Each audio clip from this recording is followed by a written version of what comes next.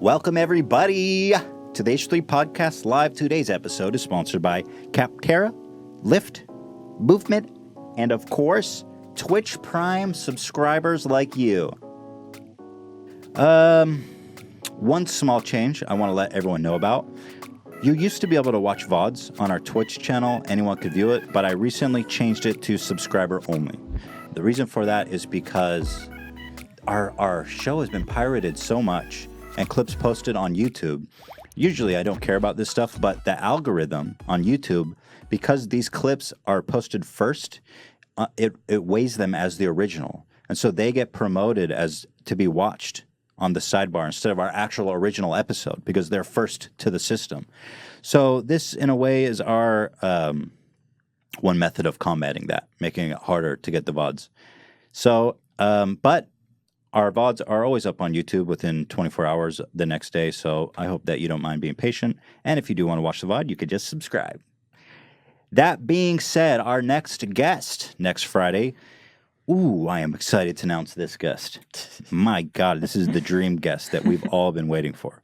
The gracious, illustrious, beautiful, classy, industrious. The illustrious. Did I say illustrious already? Probably. Ela Klein. That's right. I thought it'd be fun to bring Ela Klein to get in the hot seat and take some questions from me. And you. What about me? Like and you. Yeah, and you. Right, good point.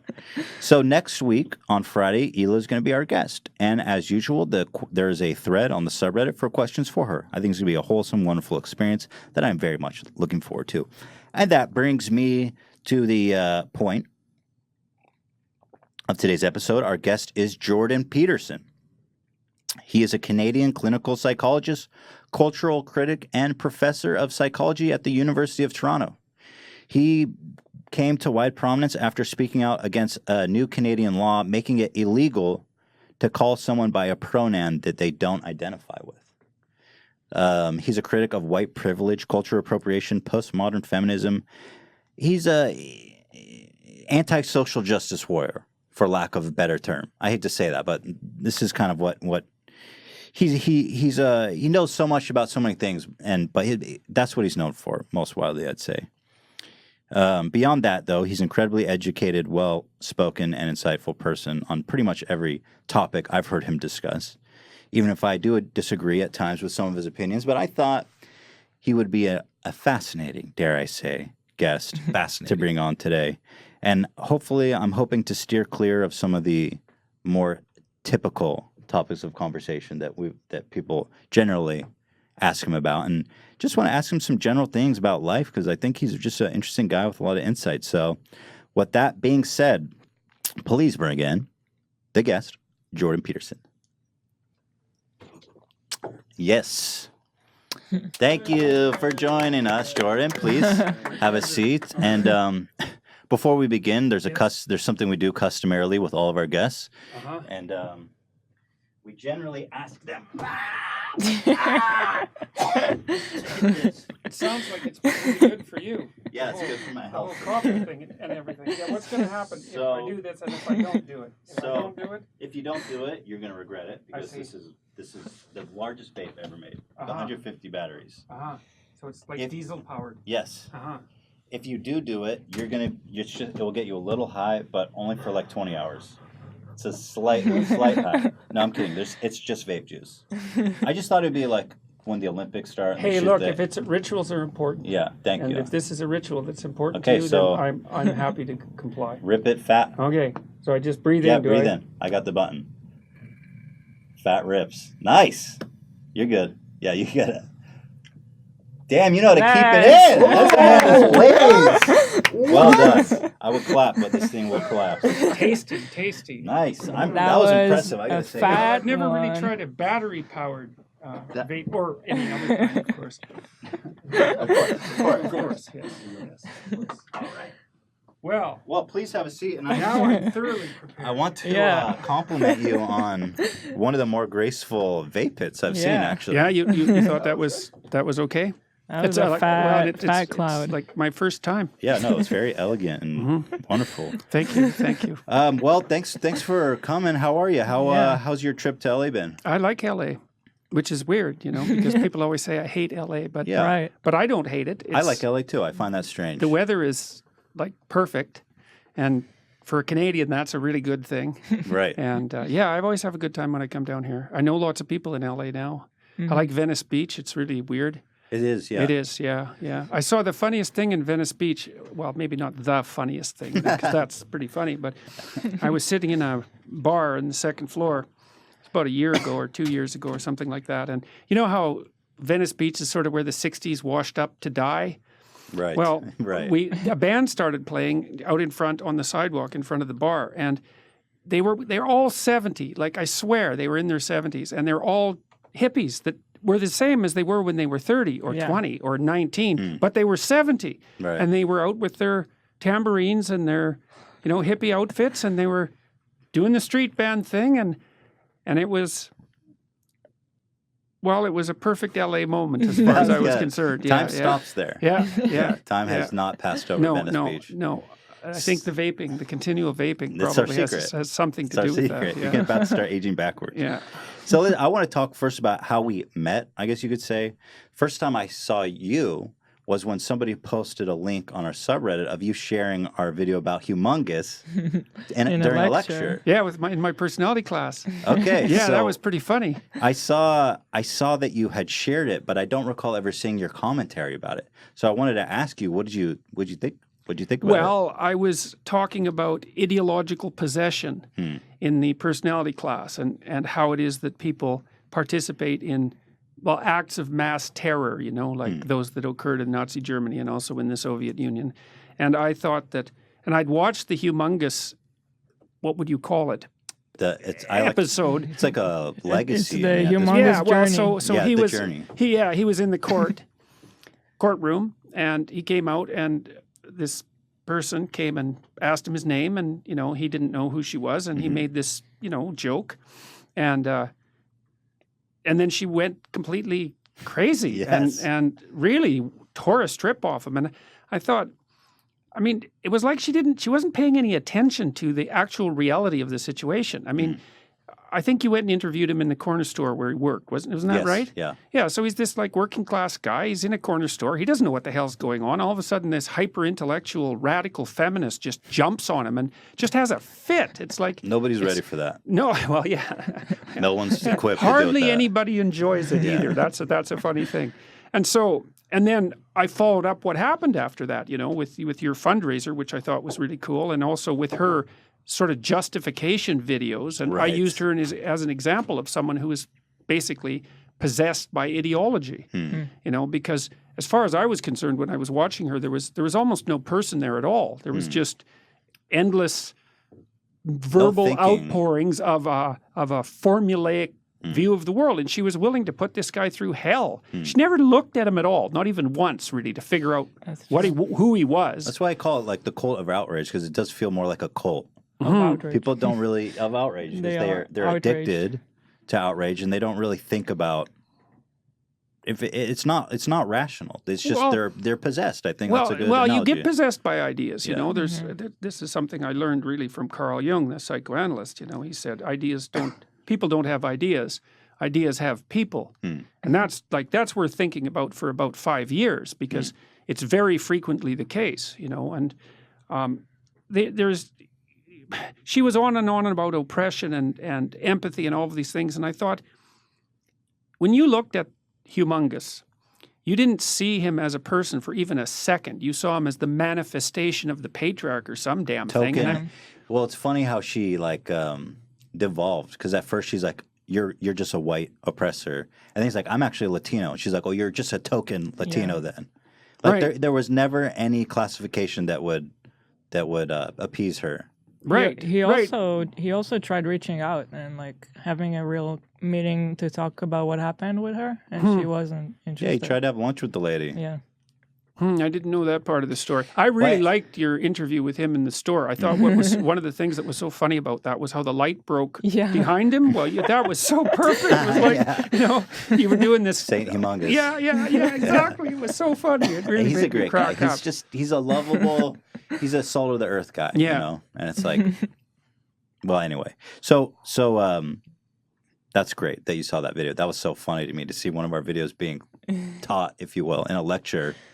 It was perfect. That tickled me. Yeah, well, you don't get to see that sort of real-time unfolding of that ideological possession. I also talk to my students in a different class about Pinocchio, and before Pinocchio becomes a real human being, he's a puppet, and he's a marionette, and other people are pulling his strings constantly, and his head is wood, and that's a little morality play about the fact that human beings are often controlled by forces beyond their personal understanding, especially if they haven't developed their character. And so I thought that she was a very good example of that, and about the blindness that it produces, because she would have just had to look at him for beyond her perceptual blindness for 5 seconds to figure out that he was really not the oppressor that she was fighting. I mean, far from it. It's in fact, really the opposite. Yeah, exactly. Yeah, and I mean, then when you talk to him too,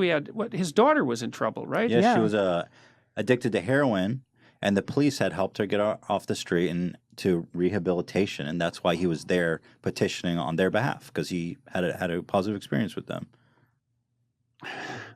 It's great. I mean, it's great. It's all insane. Yeah. But I wanted to go into. I saw you tweet this recently, and it really shook me a little bit. I was shocked to see this. Oh yeah, I like this one a lot. I'll introduce this. So you said those who consider themselves my enemies have been posting these all around my home neighborhood, and it says here, Community Safety Bulletin. Jordan Peterson, a local man teaching at the University of Toronto, has been championing against the human rights of women, people of color, Muslims, and LGBT people for over a year. Peterson has open association with neo-Nazis and the alt-right, even being referred to as a Nazi philosopher by the leader of the New Constitution Party of Canada. Due to pressure from Jordan Peterson's alt-right fan base, the University of Toronto has not taken any action to fire him or disavow his attacks on minority groups. Look, this is awful. I mean, that's kind of horrifying. It's really something. Well, there's a bunch of things about it that I really that are really creative. Let's say the first is they posted it in my neighborhood, which is really nasty. It's really underhanded, and like thoughtfully so. There's a double message there. It's like, we know where you are, we know where your family is, and we're perfectly willing to make that known and to hypothetically embarrass you in front of your neighbors. And the community safety bulletin, that's really a little stroke of genius, because people are going to watch that. And then one of the most underhanded things they did, though, and which you can't really tell by looking at the poster, because I look kind of angry there. I know, but you look like you're yelling. I know, it looks like I'm gonna I'm gonna chew something off there. And but what's really interesting about that is that picture was taken at a rally that I spoke at in favor of free speech. Of course. That I was invited to speak at. And during the rally, the same kind of activists who put up this poster took the mic and shut off the PA system and blasted everyone with white noise. So in order to be heard, I had to raise my voice a lot. And so they took a picture. So really, here I am. They baited you. Yes. Essentially. Well, they made it impossible for me to speak unless I spoke very loudly. And so that's what I'm doing here. So they actually took a picture of me reacting appropriately in the situation to provocation from them to make me look like, well, who knows, like an angry, like an angry guy. You're a monster. You just want to round up some minorities. Yeah, by the look of it. Yeah, this is some impressive propaganda. I mean, this is kind of genius. You're right. It is. It's impressive. It's disturbing that people can be so consciously manipulative. Well, luckily, and I've had very much fortune in the last year, because I've had a lot of protests when I've gone out to speak. Not always, but many times. Probably McMaster University was the worst because they more or less shut me down completely there. But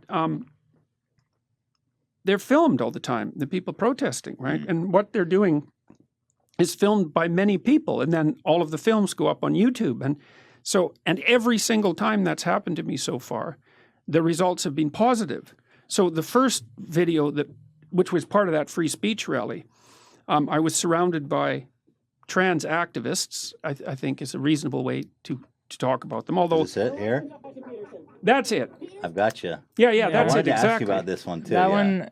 Yeah, well, okay. So what happened was that was Sure, at that. shall I play it? Sure, The audience will find- sure, yeah. And the Nazi quick. presence at your protest. The presence of Nazis and white supremacists assaulting people at your protest. Do you have any comment on that? Yeah, I don't like Nazis. Then why are you, Why were they here? Well, how can I answer are there views in alignment with yours? At some point, you I have to think that's a realize. foolish question. Look, if you want to know what my views are, I've watched all of your videos. Yes. I love that. It's like you clearly. I doubt even your biggest fans haven't watched all your videos. Yes, I have. then why would you ask such a question? Because this is my interpretation of your videos. Apparently, That's I not- wanted All of the people who arranged the protest against you watched all of your videos. It's like, do you want to I have disavow? 150 videos on YouTube. No, your lectures, which sparked the debate. Okay. Do I you have want to 150. disavow the support? Could you of let me white- talk to her for a moment? Don't call me that, please. So She got you good there. yeah, she did. Well, so what happened was I went out after this free speech rally, Yeah. and I noticed there were still some people out there, and there was a couple of policemen hanging around, and so I wanted to go out and talk to the policemen and see if anything bad had happened, you know, Sure. because I just wanted to check it out. And when I went out, well, the people who you hear in this video were still there, and that's when they came running up to me, and they videotaped this, right, and put it online. And Ironically, the same exact thing that happened to Humongous, Yeah. right, which was the thing that puzzled me the most. It's like you thought this Was good for you. made like, you look good. yeah, right, Yeah. But- right, and, exactly. yeah, it just shows how out of touch they are, really. Well, it's quite amazing, and you know, so this video I think has been watched more than, not necessarily this clip, but this event has been watched more than I think than any other video that I've either produced or been in, and the comments are running like 200 to 1 in my favor, sure. something Yeah. like this, between 50 to 1 and 200 to 1, and so that was a good example, and well, and it's been a year of reversals like that. So when I went to McMaster and got completely shut down, you know, and the protesters there were quite aggressive. There's at most of these protests, there's a couple of people there that really aren't good people. Like a lot of them are just young people, and they're sent out there by their idiot professors to, you know, to be activists, and they're more or less having a good time in a foolish way. It's like you can't take that too seriously. But sprinkled in there are some men often who just are not. They're just not there for good reasons. They're looking for trouble. And one of them and a woman that he was with were air horning me, you know, from 2 feet away or so. And I didn't find that the least bit amusing because air horns are, well, they're Extremely loud. loud. Yeah, which is why people use them, Yeah. right? And so I wasn't really all that thrilled about the possibility of having my hearing damaged. Sure. But that backfired too. Like I couldn't speak there. Well, I tried to, but no one could hear me. Then I went outside, and a bunch of the people who wanted to hear me speak gathered around me, and so then I could speak, and so that went quite nicely. And then it was all, of course, put on YouTube, and the same thing happened. The protesters looked very well. The protesters looked like what they were, and some of them were in there. This is the sort of thing that really gets me, you know. This happened again about 2 months ago. This was a funny event. We were going to Gad Sad, who's a professor at Concordia, who's been pretty active in the anti-radical left movement, maybe if you'd call it that, in Canada. And I and Oren Amate, another professor, and a couple of other people were scheduled to do a panel on the suppression of free speech on university campuses, which was canceled by the university, which is really pretty, Yeah, it's you great. know, like it's exactly what you'd expect in today's time where everything is upside down. But that's where these protesters that put up the posters. I'm sure it's the same group. Well, I'm people. not sure because I You can't know, be. But I'm always I don't even understand this concept that seems to be almost entirely prevalent on the like extreme left side, where they protest conservative or not even conservative people they disagree with, and they shut it down. yeah, To the point where, you know, like what happened to you can't even give the speech. And to me, that just seems like you're amplifying their message.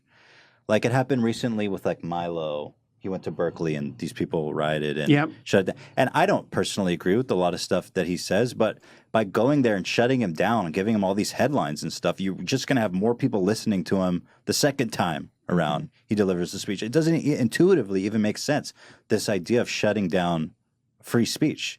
Like, well, it's certainly just don't not, listen. It's certainly not strategically very intelligent. Yeah, I mean, yes. what's happened to me in Canada is that the radical leftist types that have been protesting about me, they kind of quit because they noticed that every time they protested, then more people were listening to what I was saying, and they looked bad. And so Ben Shapiro came up there at one point, and I did a talk with him and some other people, and there wasn't a single protester at the event, which was really interesting. But then what happened was that the Ryerson event overlapped with what happened at Charlottesville. And, everyone was very walking on eggshells after what happened at Charlottesville.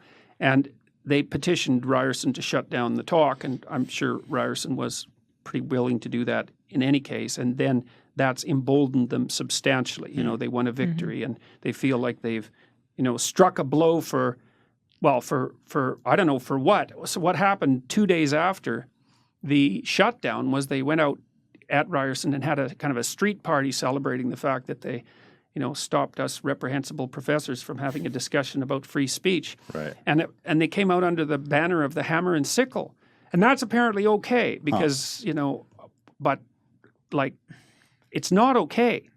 It's seriously not okay. That and is at pretty McMaster, they were bizarre. under the hammer and sickle too. Yeah, it's like, I mean, I get it to some degree because people aren't very well educated about what they don't happened know in what the that Soviet means. Union. Yeah. No, well, or if they do, and they're still doing it, well, then there's something seriously wrong. But it's part of it's evidence for a serious flaw in our education system because sometimes even the students I'm teaching who are pretty bright and I wouldn't say particularly radical. U of T is a very conservative school, all things considered, with the exception of the radical disciplines.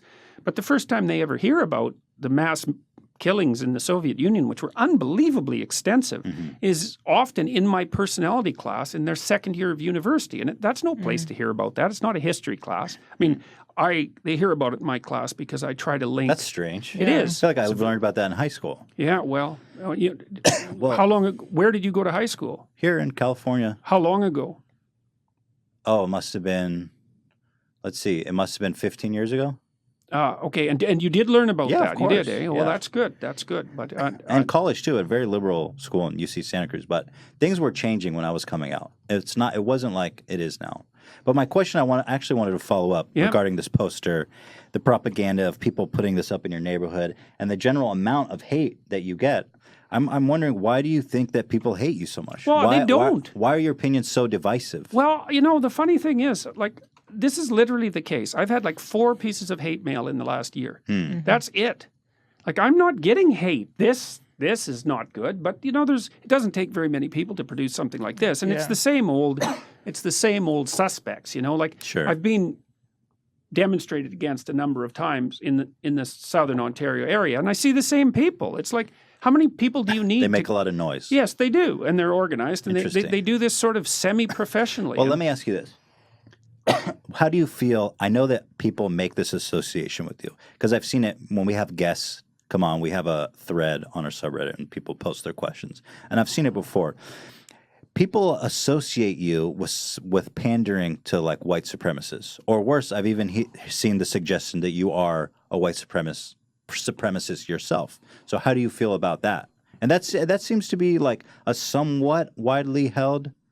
Well, I don't know what to think opinion. about that. It's completely ridiculous. Like, for example, I'm an honorary member of a Native American tribe. I got inducted last year. I have an Indian name, a Native American name. Like, it's completely preposterous. And I've been buying carvings from this like isolated tribe in northern Vancouver on northern Vancouver Island for 15 years. And so I've had it's preposterous. And I mean there's evidence that it's preposterous, and the evidence is that I have 260 videos on YouTube, and they must total at least 600 hours, something like that. And, by now people have been over them essentially with a fine-tooth comb. Virtually everything I've said in my classes to my students in the last 25 years is on video. And so if there was anything in there that was even remotely associated with that, it would come out. But it's even worse than that because it's actually the opposite. Because the reason I've been teaching students since 1993 about the Holocaust and what happened in the Soviet Union, and I've been trying to make them understand how that's associated with the unwillingness to accept personal responsibility, and educating them as deeply as I can about the horrors of exactly that sort of thing. Like, it's obsessed me ever since I was very, very young. And so not only is it not true, it's anti-true. It's seriously untrue, Right. And I think also the other thing that's worth pointing out is that, I get angry comments from time to time about the fact that I post tweets to the Kekistani types, but I get dozens of letters from people who, well, both from the far left and from the far right, or from the right, who said that they've listened to my videos and as a consequence have seriously modified their views, and they've moved towards the center, which is, well, as far as I'm concerned, that's a much more appropriate place to be. Sure. So there's no evidence for any of that. There's plenty of evidence for the opposite. I think part of it is, though, that, I've talked to lots of people in the last year, and most of the people I've talked to have been conservative. But the reason for that is they're the ones who ask me to talk. Like, I'm perfectly willing to. I actually did a talk in Vancouver about a year ago now called A Left-Wing Case for Freedom of Speech, because you can make a very strong left-wing case for freedom of speech. In fact, a stronger case, I would say, in some sense, because to the degree that the left historically has genuinely been about allowing the working class a voice, which I think is classical democratic socialism, which has a very long tradition in Canada, then it's freedom of speech that's absolutely crucial for that. And so it's very straightforward matter to make a left-wing case for free speech. That's generally who makes the case for free speech. That's one of the things I want to talk to you about. And by the way, I consider myself like a very left-leaning, classical, progressive person. And it's confusing because growing up, the left was always the party of free speech, I felt like. I always felt like I was on the right side of social issues. But as time has progressed since I finished college, more and more I feel alienated by my own political identity. Yeah, and I find myself more in terms of free speech, like you said, the people on the right are the ones that invite you.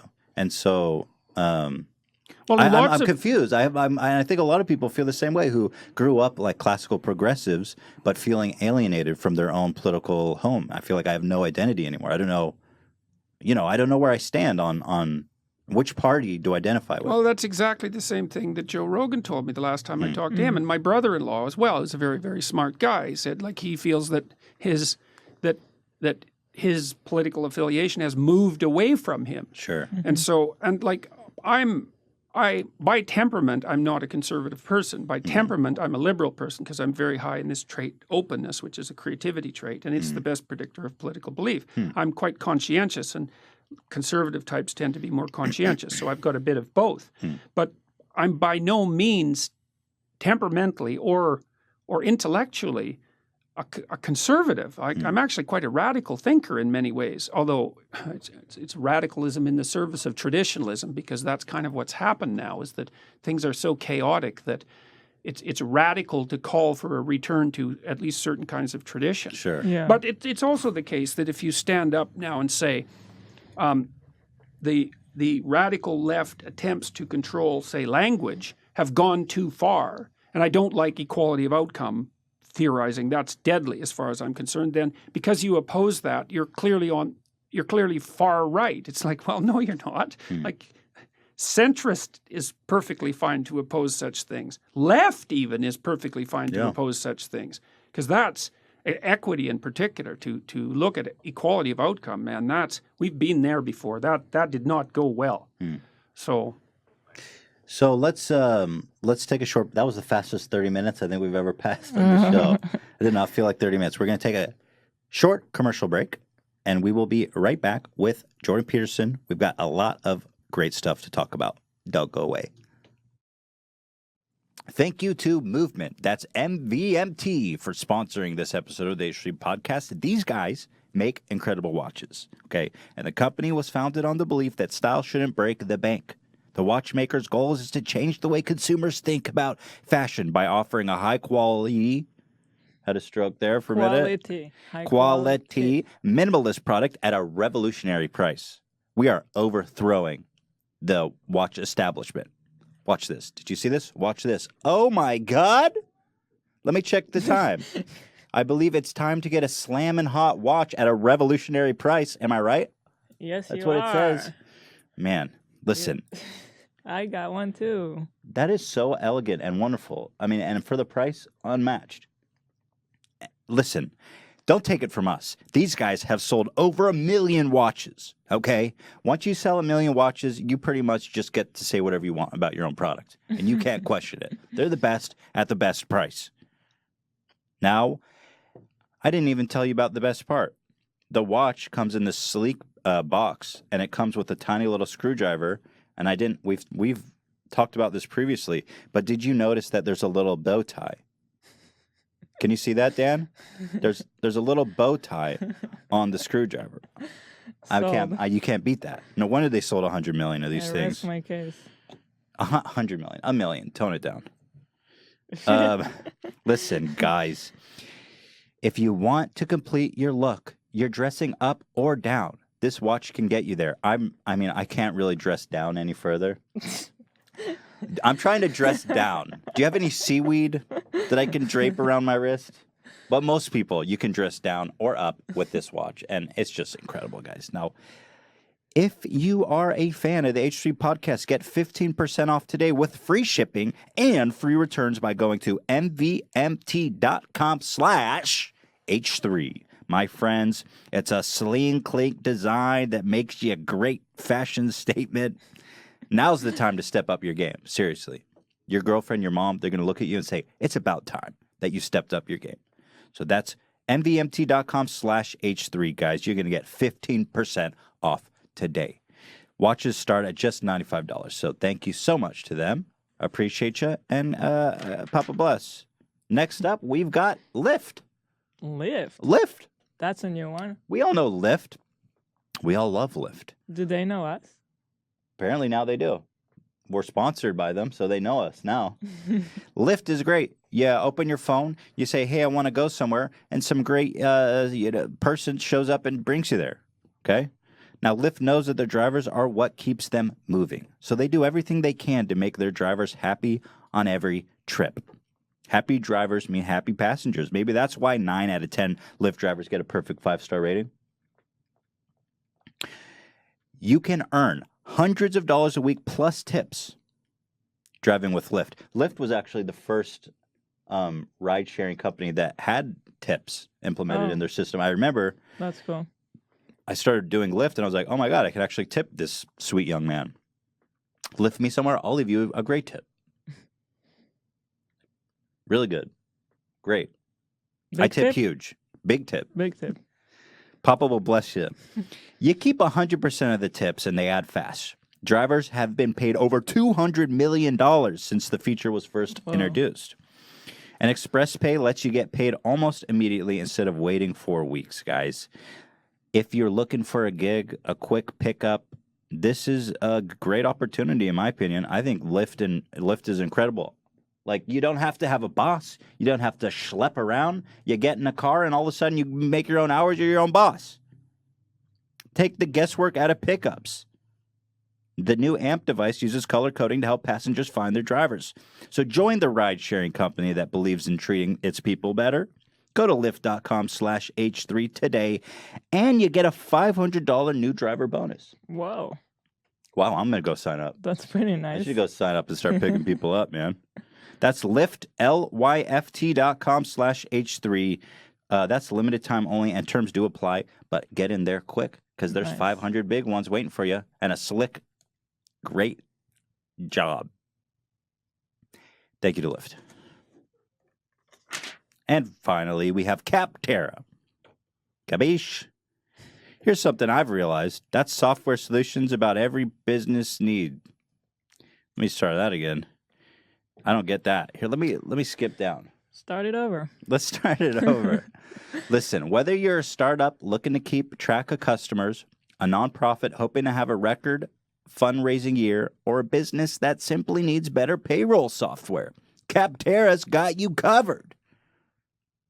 Capterra has over 400 categories of business software for you to choose from. Anything from email marketing to scheduling and accounting and beyond.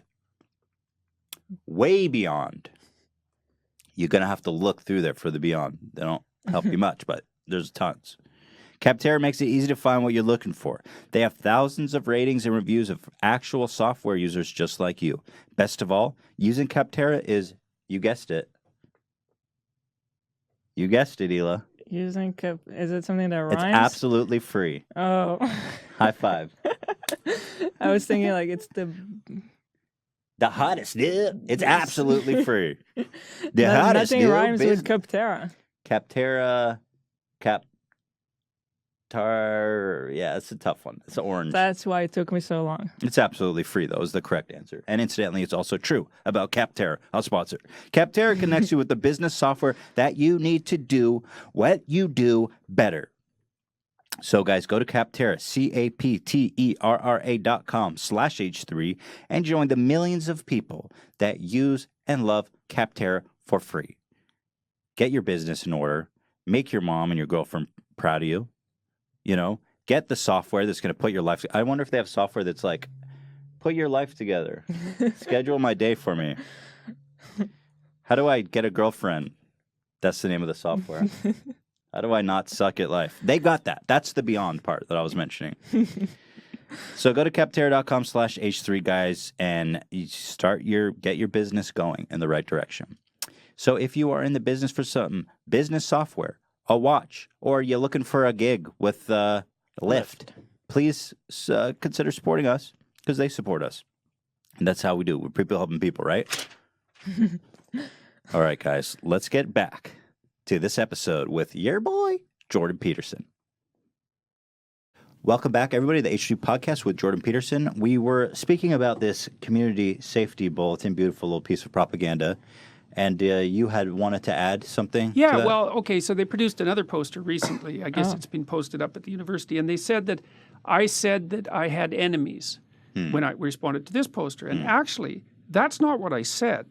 I said those who consider themselves my enemies, which is really very different. And I'm very careful with my words. I crafted that very carefully. I didn't say I had enemies. And in fact, when the students who are protesting me, or the trans activist types, I don't consider them my enemies.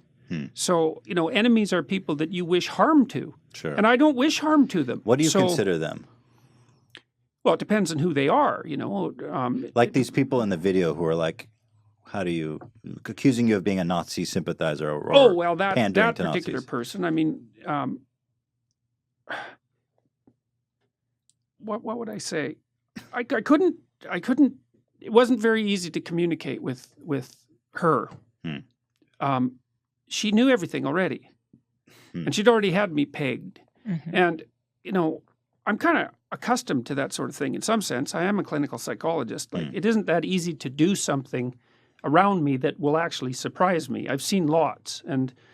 But young, arrogant, misguided, confused, all those things, and none of that's good, you know. And so it doesn't raise feelings of hatred in me. It's more like sadness that's the case. I mean, the people who were protesting against me that day, it wasn't like they were happy, well-adjusted people having good lives. It's like they're very confused for a variety of reasons. By horrible feelings. They're just consumed by rage. And bitterness. And resentment. And it's really not good. But I don't wish them harm. That would be foolish. Sure. You know, I wish that they would get their act, that they would find their way and get their act together. That would be really good. Well, when I saw that, I thought it was wonderfully crafted as well. Those who consider themselves my enemies. Yeah. And I mean, how can that not be true? You really got to have a bitter heart to put something like that up about someone. Yeah, well, in their neighborhood. In a way, even if it's true, it's like... I feel like it's just like a shame to choose someone like you, for example, as their enemy to go after, like when you could actually go after some real hateful people instead, you know? Yeah, well, there's no distinguishing anymore. You know, it's if you're not with us, then you're a white supremacist. It's like, Right, yeah. Okay, well that stacks up the old white supremacists pretty high. You don't necessarily want to be doing that. Well, that kind of segues into what I want to talk about next. And I want to segue out of the politics because I think you have so much to say about so many other topics. But I guess I'll use this as a launching point to kind of go to another place. But, you know, and this show, we generally steer away from talking about politics because it's just so divisive that people who are listening are going to they're going to unsubscribe, they're going to curse my name, it's an unsettling amount of hate. And these are people who have agreed with me the whole way through. They like our content, they've stuck with us, and all of a sudden, when I say something politically that they disagree with, they're out. Mm-hmm. I'm dead to them, right? Mm-hmm, mm-hmm.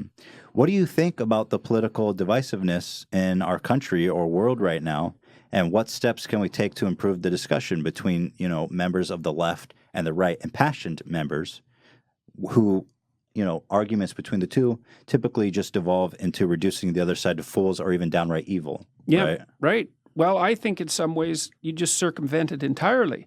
I mean, what I've been trying to do in the last, for a long time, it's not just in the last year. I mean, I've produced software with my business partners to help people get their lives together. And that really works. We have a program, the Future Authoring Program, that if university students do it, it increases the probability that they'll stay in school by about 35%, especially if they're not really very goal-oriented and don't have a great academic background.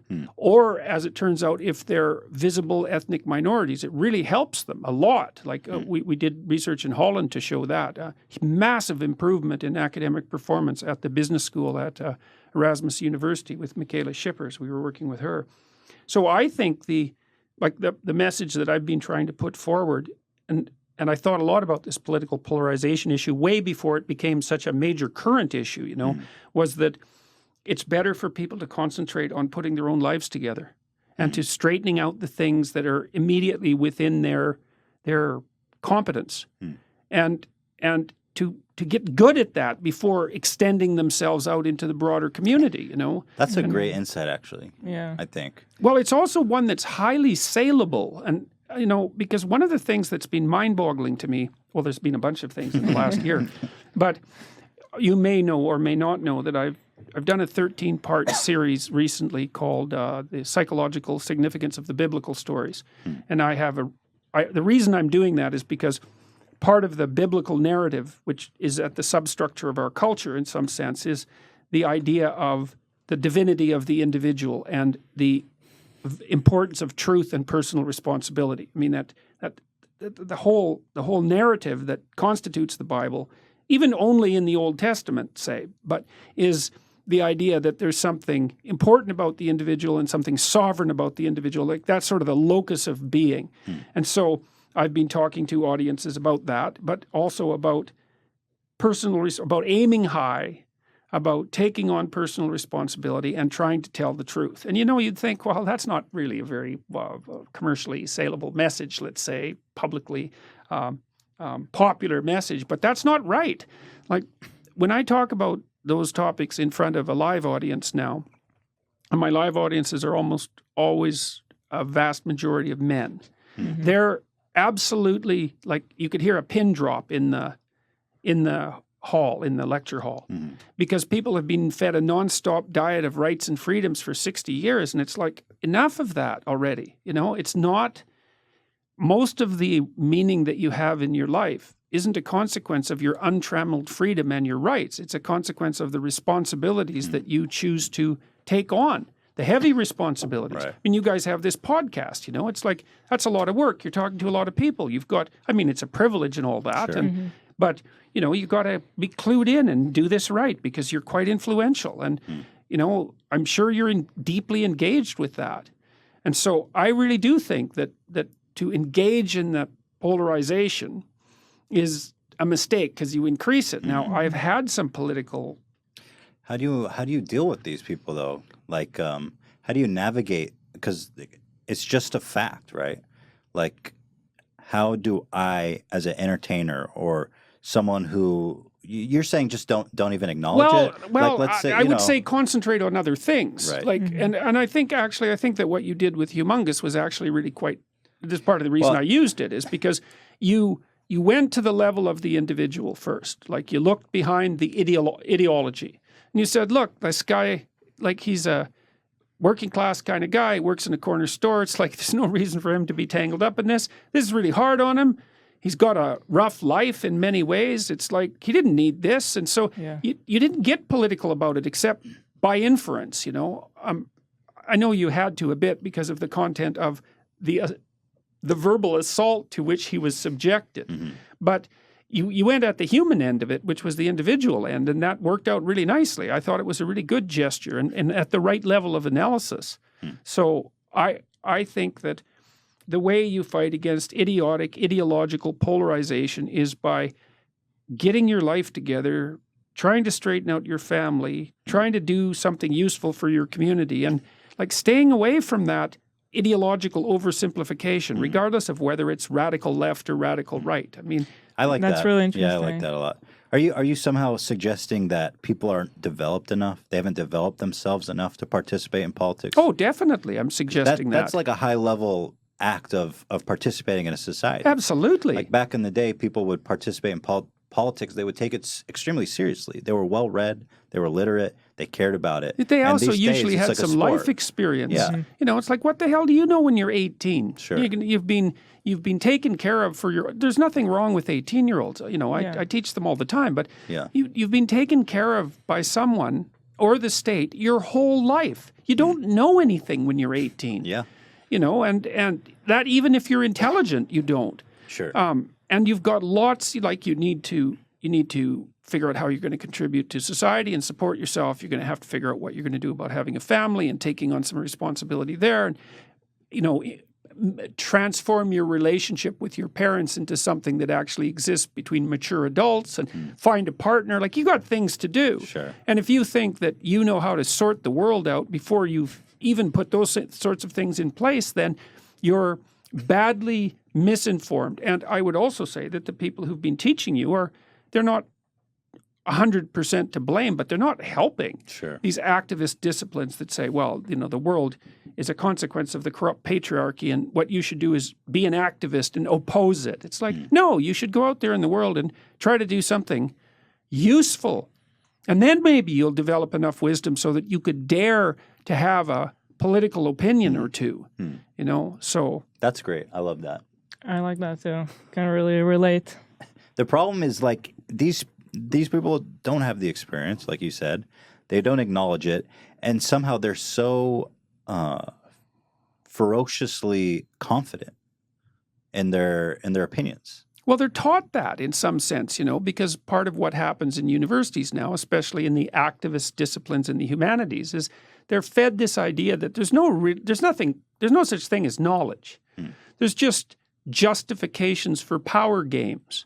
And so if the people who are dominating the patriarchy put something forward to you as knowledge, all they're really doing is oppressing you and justifying their position at the top. And it's like, well, partly they're doing that because no hierarchy is without corruption. Okay, so there's a tiny bit of it that's true. But most of the case in our society is that most of the hierarchies we have are hierarchies of competence. You don't get to the top by being brutal and tyrannical. That just doesn't work, except in rare circumstances, and it doesn't work for very long. Well, what do you think about this theory that sociopaths rise to the top? No. You don't buy that? Really? No. No? Well, I know it's not true. I've actually studied sociopathy and psychopathy a lot. Psychopaths are generally not very successful. Interesting. And, well, I thought the opposite. It's partly because they say you can fool some of the people some of the time and so forth, right? Yeah. Well, the thing about psychopaths is that they betray people, and people really remember betrayal. And it doesn't take much betrayal to have your reputation seriously damaged, and word gets around fast. So psychopaths, the real psychopaths, they have to move around. They need new victims all the time. And so, I'm not saying that there aren't crooked people who rise to the top in certain organizations. That happens. But it's not a stable solution. And it's more rare than you think. Now, you do see this sometimes when rot sets into a company. A company will have developed a good reputation, and you get a bad group of executives at the top, and their interest mostly is in stripping the company of assets and taking off with them. But there is corruption in every system. But the idea that the best way to succeed in modern Western culture is to be intelligent and conscientious. Those are the best predictors. And conscientious people are generally quite trustworthy. Sure. So, and that. Like, who are you going to trade with? You're going to trade with people you trust. Yeah. And word gets around, man. I guess I overestimated I just love that Kurt Vonnegut. What is it? I don't remember A it, but Country that's by what he Socio- says. Yeah. Oh, yeah. But it's just more of a funny. Yeah. What is it? Something like just that the country's run by sociopaths because of its failed Harvard sociopath students or something like that. Like running the country. Yeah. It's Well, more funny than. Well, the thing true. is that It's more funny than true. Yeah. That's summarizes Kurt yeah, Vonnegut, right, exactly. But I mean, the other thing is compared to what? Like, you want to live in an African country under an African tyrant? Mm-hmm. Like, I don't think so. Or in communist China, for that matter. Or how about North Korea? It's like, who exactly are you comparing us to? Yeah. So yeah, there's corruption, but Okay. I mean, that's kind of a good insight. I think, I just overestimated the abilities of sociopaths. But I think what you're saying about them moving around they have to move around, man. rings And they true. prey. Yeah. The sociopathic types too. They prey on the elderly. Like they're bad Really? people. Oh yeah. Well, this is a big problem now with computers. I mean, Oh, these are the right. guys. Like you know all this the frauds. Yeah, this happened yeah. once to my grandma. Yeah. She calls me up out of the blue. She's like, I just got a call from you in Mexico saying that you were stranded there and needed me You to need send money. you $1,500. I was like, what the? yeah, You know, exactly. Oh. Yeah. Well, that's a That's insane. sociopathic. Mm-hmm. You and think peop- they're sociopaths to do that, or they're just like opportunistic people, or what's the difference? Oh, you got to be. The real psychopathic types, they have no conscience. Like, you're there to be plucked. You're an NPC in a video game, Yeah. as it's been described. Yeah, exactly. And they're relatively rare, and they do have to move around. And, they can be successful in extraordinarily corrupt environments for short periods of time, but it's just not a stable solution. I mean, I can give you an example. Well, I'm curious. What do you think about like the high-ranking officers in the Nazi Party? Were these psychopaths that were thriving in an unstable, corrupt situation, or are these otherwise decent people that just got twisted up in the Well, some of times, there were a little of column A and a little of column B. Like there was certainly openings in the Nazi hierarchies for people who were compassionless and cruel and vengeful and all of that. The SS is a good example of that. But there's a great book that I would recommend to your listeners, to your viewers, called Ordinary Men by Christopher Browning. It's a great book, and it tracks the development of. So when the Nazis moved through Poland, they left policemen behind to maintain order, let's say, but it was still under wartime. And Browning tracked the behavior of this one unit of policemen. They were all middle-aged guys, just typical middle-class, bourgeois guys. They'd grown up really before Hitler, so they weren't thoroughly indoctrinated like the Nazi youth, say. And they were sent to Poland. And their commander said, look, you guys, it's wartime, and there are traitors everywhere, and you're going to have to do some pretty horrible things here, but if you don't have to. You can go home if you think that's just too much. And none of them did. And you think, well, why not? They had the opportunity. But the reason was, well, they were comrades, let's say, in arms, so they had that esprit de corps thing going, and they were all thinking, well, I'm not going to run away and leave my colleagues to do all the dirty work. It's a war, and They have a duty. They have a duty, yeah. Okay, so fine. So, they started by rounding up all the Jews who were between 18 and 65, the men, and shipping them away. And they ended up by, this is rough. It's a rough book. They ended up, taking naked pregnant women out into the middle of fields and shooting them in the back of the head. And so you think, well, how does a man transform in that manner? And Browning shows you, it's not pleasant. They went through psychological hell each step of the way, but they went. So lots of times it was ordinary men who went down the bad path one step at a time. And sometimes it was people who were rotten to the core, like the minister of propaganda or Mengele, the doctor. I mean, You know, he was a sadistic psychopath of the highest order. Is there a mastermind? It seems so complicated to transform an ordinary man, as the book says, into just someone who's willing to execute a pregnant, innocent woman. Is there a mastermind that plots the course of that, or is it just does it just happen naturally along with the objectives of the? Like, how do they orchestrate something so complicated like that? Well, I mean, the Germans were an organized people, and Hitler really didn't give out directives precisely. He sort of hinted at what he might want, and then his minions would get together and, you know, lay out policies in accordance with what they thought were his wishes. And I mean, there's another book I would recommend called Eichmann in Jerusalem. And Eichmann was really the architect of the final solution in many ways. And it's a characterological analysis of Eichmann. And Eichmann was in no way a psychopath. You know, he was perfectly capable of, I think this is actually a true story. I might have it confused with another story, but it doesn't matter really. It's the same idea. There's a story about him driving home after work one day and running over a cat and having like a terrible emotional reaction to it, you know? And it's not like his kids didn't love him, and you know, and he wasn't out there actually killing people. He was just making the plans. He was the bureaucrat behind the scenes, and he was the sort of guy who had his mom do his laundry when he went off to the army. You know, he was a faceless bureaucrat, and he would have worked in any bureaucracy. He was worried about his next promotion. He wasn't thinking about the larger consequences, and that's Hannah Arendt, and that's a very classic book, Eichmann in Jerusalem, and that's very much worth reading if you're interested in this sort of thing. One of the interesting things I always heard about the Nazis that really humanizes them in a way is that they were, and I might be wrong about this, but they were passing out alcohol to all the soldiers, especially those in the concentration camps, to keep them intoxicated all the time so that they could not confront the horrible things they were doing. Yeah, well, they had all sorts of they learned how to do it across time, right? I mean, you know, so Hitler started, one of the things Hitler started, it's a very strange story in many ways because Hitler was obsessed with order and cleanliness.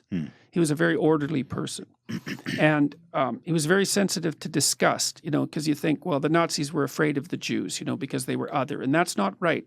What's more accurate is that especially Hitler, he was very sensitive to disgust. That's what it looks like. And if you're disgusted by something, then you want to eradicate it, right? If you're afraid of something, you want to run away from it. If you're disgusted by it, you want to burn it to the damn ground. You want to get rid of it. And his writings, like I read a book called Hitler's Table Talk, which was his spontaneous discussions during dinner time from 1939 to 1942. It's really another amazing book. And we had been doing some work inspired a bit by Jonathan Haidt, who's done a lot of work on disgust and the relationship between trait personality. And I was reading this book at the same time, and it was just unbelievable how often Hitler referred to the people he was eradicating, you know, the Slavs and the Gypsies and the Jews and all the people he went after, as parasites and as rats and as insects and all of that. So they were kind of put into that category. So, and here's a horrifying part of that story. Like when Hitler first came to power, he put in a lot of public health initiatives, including mass tuberculosis screening, which actually turned out to be a good thing.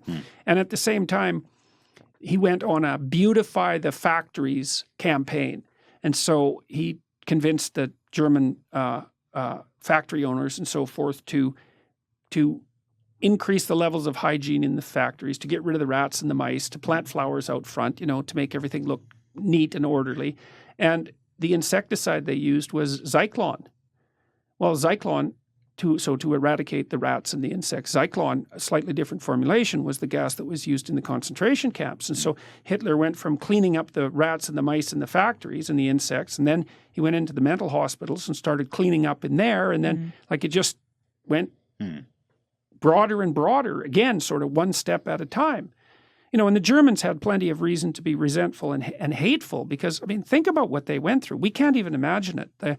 First of all, there was World War I, and so there was many men, like Hitler himself, who served in the trenches. And there's one story about Hitler. He won a medal for heroism in World War I, and he was sitting around with a group of his buddies and went off to do something, God only knows what. And when he came back, they were all dead because a mine had, not a mine, I don't remember, some kind of shell had landed in the middle of them and killed them all. It's like, that changes you. You know, and then afterwards there was all these brutalized men who'd come out of the trenches. I mean, you just can't imagine what it must have been like in the trenches, you know, especially if you're there for like a couple of years. You weren't the same person. Get out of there, you're unemployed, your country's in ruins. Then the hyperinflation hits, and every single person in Germany who ever saved any money at all is flat, bloody broke. And then there's a communist revolution brewing in Russia, and it's like, it's hell. And the Nazis came along and said, well, not only are we going to restore order and greatness, but we're going to bloody well tell you whose fault this is. It's like, and Hitler, I've studied him a lot trying to understand what happened, and Hitler was, Carl Jung called him the mouthpiece of the collective unconscious of the German people. So you imagine there's all this resentment and hatred brewing underneath the surface, and all this chaos is there, and the desire for order is like clamoring in everyone's minds. And Hitler comes along, and he's a very powerful emotional orator, and he's watching the crowd, and he listens. And when he says thing A, nothing happens. When he says thing B, everybody roars. And so he takes note of that. And it's not even conscious exactly, right? Because he's being molded by the crowd. And so they roar. And so so that's a reinforcement. That's a reward. And so then he goes down that line a little bit farther, and they roar some more, and then he tries something else, and it's silent. It becomes like, what they want. You bet. Exactly that, man. He acts out the dark desire of the mob. So he becomes the embodiment of the dark desire of the mob. And that's partly why he had the charisma. It's right, because there's this unconscious fantasy brewing in the back of everyone's minds. You see that to some degree now with Antifa, for example, and their proclivity towards violence. You know, and you ask, just exactly what's going on there? Well, Hitler came to embody the desire of the German people for order and revenge. And he embodied that fully. You know, and you could say, so what happened was a collaboration between him and the people. It wasn't Hitler turned everyone into Nazis. It's like, no, that's not how it worked. I'm sure there was a lot of good people still left over who got just overrun by the mania too, who were disgusted by it. Well, the other thing too is that, you know, people are not that brave.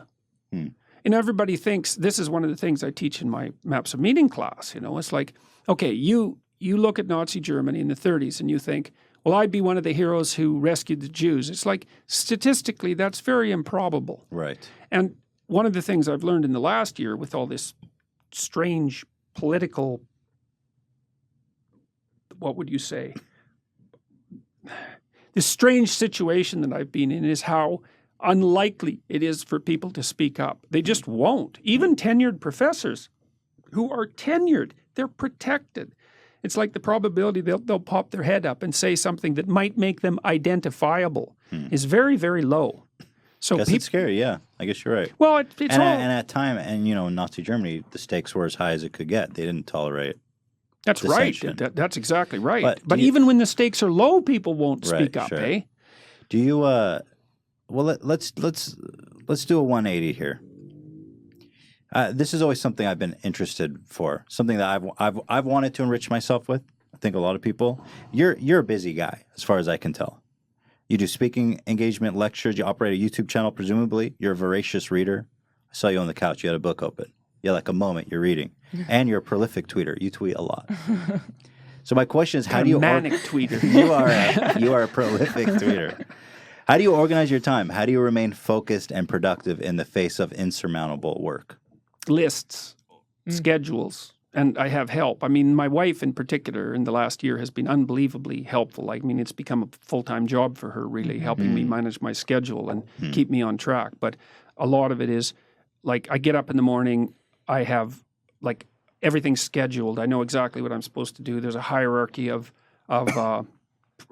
priority, and I'm really operating on a day-to-day level right now because there's so many things to do. I can't look more than about a day or two ahead, although it's basically scheduled. No, but I learned to discipline myself when I was in graduate school. When I was writing, I wrote a book called Maps of Meaning that was published in 1999, and I worked on that for about 15 years, about 3 hours a day. And I really sort of grabbed myself by the scruff of the neck and like forced myself to learn how to concentrate without deviation. How do you do that? No. I mean, how do you focus that intensely? Because I often have trouble. Like, Yeah. I get overwhelmed sometimes when I have a lot of work, and the worst feeling is like when I feel like I have a ton of work and I do work all day, but I still feel like I didn't get anything done. Yeah. Yeah, but you And I feel that probably all the did. time. You probably did. Probably. Are you a conscientious person? Do you know? I don't even know what How do you- exactly that means. Yeah, Oh, how do you Okay, define that? well, okay, so that's another thing we could mention briefly. I have a website called understandmyself.com, and I set up a coupon code for your viewers. Oh yeah, Okay. what is So it? it's H3H3. Oh, What cool. say that So, you are the domain again? Understandmyself.com. Okay. And you can go there and take a personality test that was devised in my lab. The main researcher was Dr. Colin DeYoung, who is now a professor at the University of Minnesota. But we took the standard Big Five trait model, which is the standard modern personality model. So that's extroversion, which is a positive emotion dimension. And extroverted people are enthusiastic and assertive. So you're both enthusiastic. You're really assertive. That would be my guess. I can be. Yeah, yeah. Well, you wouldn't be doing this sort of thing if, Yeah, if you weren't okay. extroverted, Okay, right? sure, yeah. So because you're verbally fluent and you like to engage in that sort of thing. So that's a positive emotion dimension. It's associated with the positive emotion that you feel when you're moving towards desired things. And the next dimension is sometimes it's called neuroticism and sometimes it's called Lots of negative that. emotionality. Well, Big on neuroticism. people who are high in neuroticism have some anticipatory anxiety.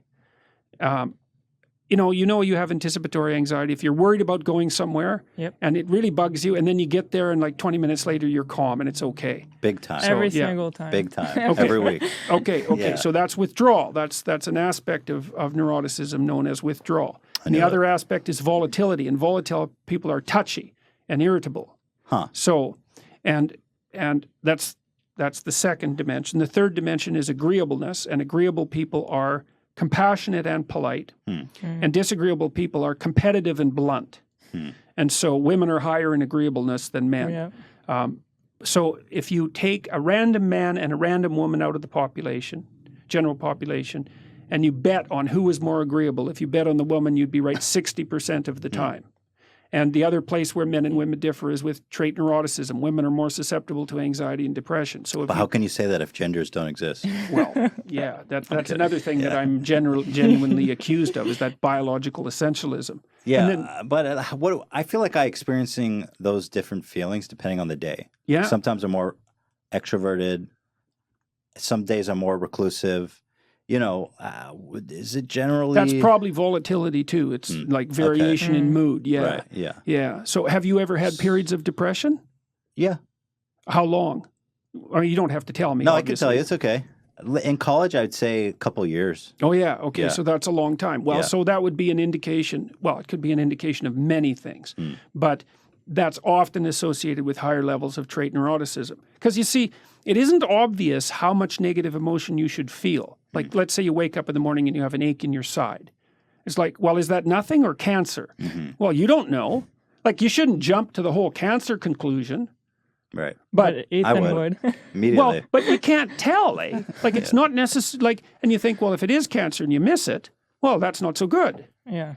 So sometimes there's some utility in being on edge all the time, especially in a dangerous Sure. environment. Yeah. Yeah. Okay, so the next dimension is conscientiousness, and conscientious people are industrious, and so they're guilty if they're not working. They have to work. Yeah, I have That's that. me. You're like that. Me yeah, too. It's you too. brutal. It's awful. I brutal. hate it. Yeah, Because I'm very Yeah. self-aware of it. Like, I feel like I can never relax. Right. And I feel like I Yeah. never got anything done. right. Okay, Never so we satisfied. figured out why that is. Yeah. Okay, the reason is you're conscientious, so that's associated often with feelings of shame or guilt if you haven't got what you should have got done. And then if you're also high in negative emotion, then you worry about that. So so that can be rough.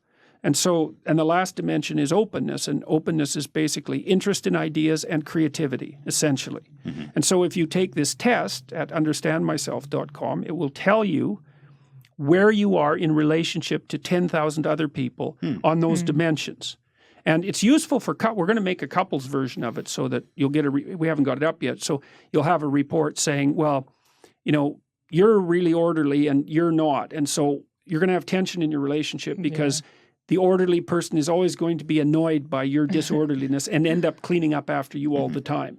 And so you're going to have to be aware of that because that's going to be, and you know, you're open and your partner isn't. Well, you're going to want to go to plays and movies and read books and discuss ideas, and they're not going to be interested in that at all. And, you know, you kind of think of those as opinions, but they're really deeply rooted. No, it sounds... So, are we doomed to just possess these characteristics that we hate about ourselves, even if we're self-aware of it? How do you address these issues of self-improvement? Okay, well, people get more conscientious and less neurotic and more agreeable as they get older. So you could think about that perhaps as the development of wisdom. I also think that you can learn the opposite traits through practicing micro habits. So, for example, in my clinical practice, I've often had introverted people who need to act in an extroverted way in order, say, to be successful lawyers because they have to go out and drum up business. They have to meet with people. Right. And they can learn the habits of an extroverted person, but they have to learn them from the bottom up. It's not natural to them.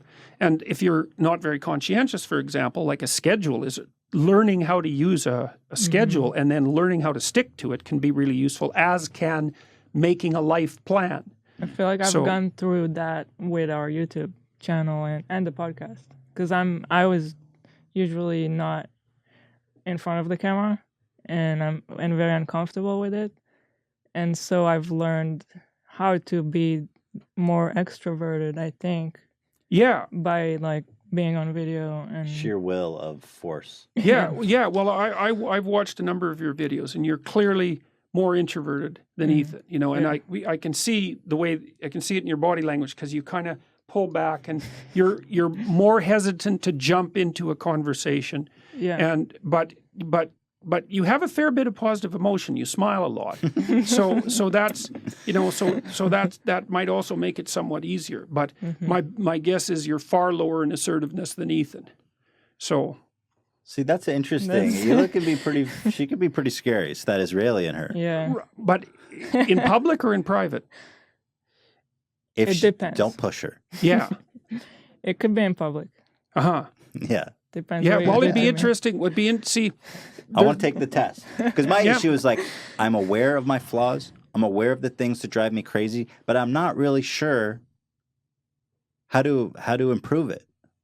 Right? I don't know. I'm not. Maybe that's the problem, is that I don't know how to instruct myself to improve. Well, one of the things. Okay, so I have this other program that's the future authoring program I mentioned. Okay, so the way it works is that it first of all asks you to think about your life along 6 or 7 dimensions. Okay, so here's the idea.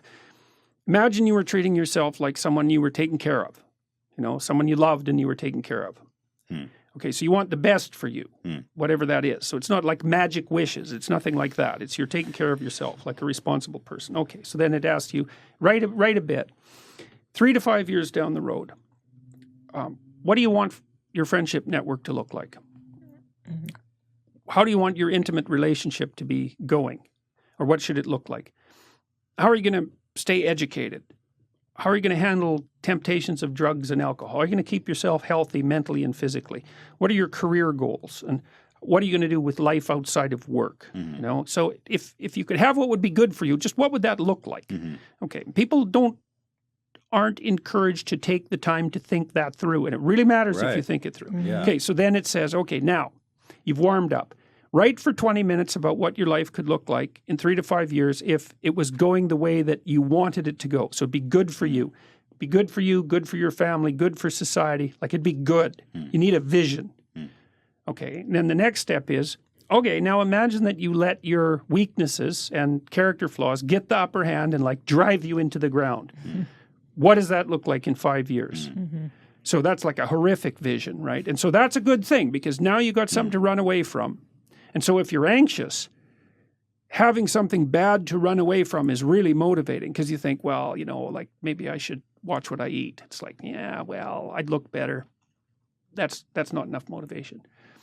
I'm going to be fat and really unhealthy and half dead in 5 years. It's like, okay, that's not so good. Right. You know, and so you can run towards the positive thing and run away from the negative thing. And that increases your motivation. Right. And then in the next part, you're asked to make that into a detailed and articulated plan. And so that can help. Like you say, well, you're not sure what habits to change or what personality traits to transform. You got to kind of think about that in relationship to what you want. So, you know, if people come to me for clinical work, the first thing I want to find out is, okay, what do you think's wrong? Like, how are you suffering unnecessarily? And but more importantly, if your life was good, what would that look like? What are we aiming at here? Right. And that's one of the most crucial things that you can ask yourself in life is, what are you aiming at? And here, there's two reasons for that. One is your aim narrows the world, and that reduces your anxiety. You know where you stand and where you're going. And so that calms you down and reduces your stress. It helps you focus. The second thing is the positive emotion systems that make you enthusiastic and engaged. Like, people think of reward as what happens when you achieve something. But that's not exactly right, not with human beings. Most of the time we feel reward engagement and positive, like the positive desire to move forward in life, when there's evidence that we're moving towards a valuable goal. So we're making progress. It's like, yes, we're making progress. There's a real neurochemical kick that comes along with that. It's the same system that cocaine affects and amphetamines. And so with rats, for example, you can get rats hooked on cocaine if they're alone in a cage. And they'll self-administer cocaine till they die. But if they're out doing rat things with their rat buddies, like, they're not that interested in cocaine. So, and the reason I'm saying that is because, like, a rat who's out with his rat buddies doing rat things gets enough reward from that, so the drugs aren't that attractive. So part of the reason that people take drugs like cocaine is because they're not doing enough things that are deeply meaningful, you know. And so, but you don't get meaning unless you got an aim, because your nervous system is wired to give you a pat on the back when you're making progress towards your aim. Well, so you got to have an aim. And, like, the aim should be high, because otherwise why bother with it? But it should also be broken down into steps that you have a reasonably high probability of attaining. You know, with a kid, you want to say, well, you're trying to get your kid to develop. You don't give them an impossible task. You give them a task that's slightly harder than that which they can already do. Right? And so they're engaged by that. Maybe they're a little anxious about it, but they master it, and they've expanded their domain of competence. It's no game. It's a big deal to do that. And that kids love that. That's where you learn, in that zone, you know, where you're pushing yourself just a little bit beyond where you are. And so one of the things that you can do that helps focus you and also control your stress is to really, really consciously think through and articulate your aims. And this program does that for people. And I would also say, if people are interested in it, that's also discounted for you guys, by the way, that you should do a bad job of it. And the reason I'm saying that is because you don't want to be perfectionistic about this. You're not going to be right anyways. You're going to be righter than you are now. Because what do you know? You take a few steps forward 6 months from now, you're not going to be in the same place. And so your vision's going to change a little bit. So there's no sense getting obsessive about your goal. But it really is worthwhile to understand what it is that you're aiming at. People are aiming creatures. That's why we look at each other's eyes, right? That's why you have whites in your eyes, actually. And so that I can see where they're pointing, so I can understand what you're up to. So we're aiming creatures. So this is something that I think generally people don't think about, stuff like this. And my next question for you is, it seems that more and more in today's society, and just the societies in the world today, people are more depressed, more anxious, more suicidal than ever before. Is that a symptom of something unusual going on in our society? Is it just people that are more comfortable talking about it now? What is it? Why are so many people depressed? It's a good question. It's a good question.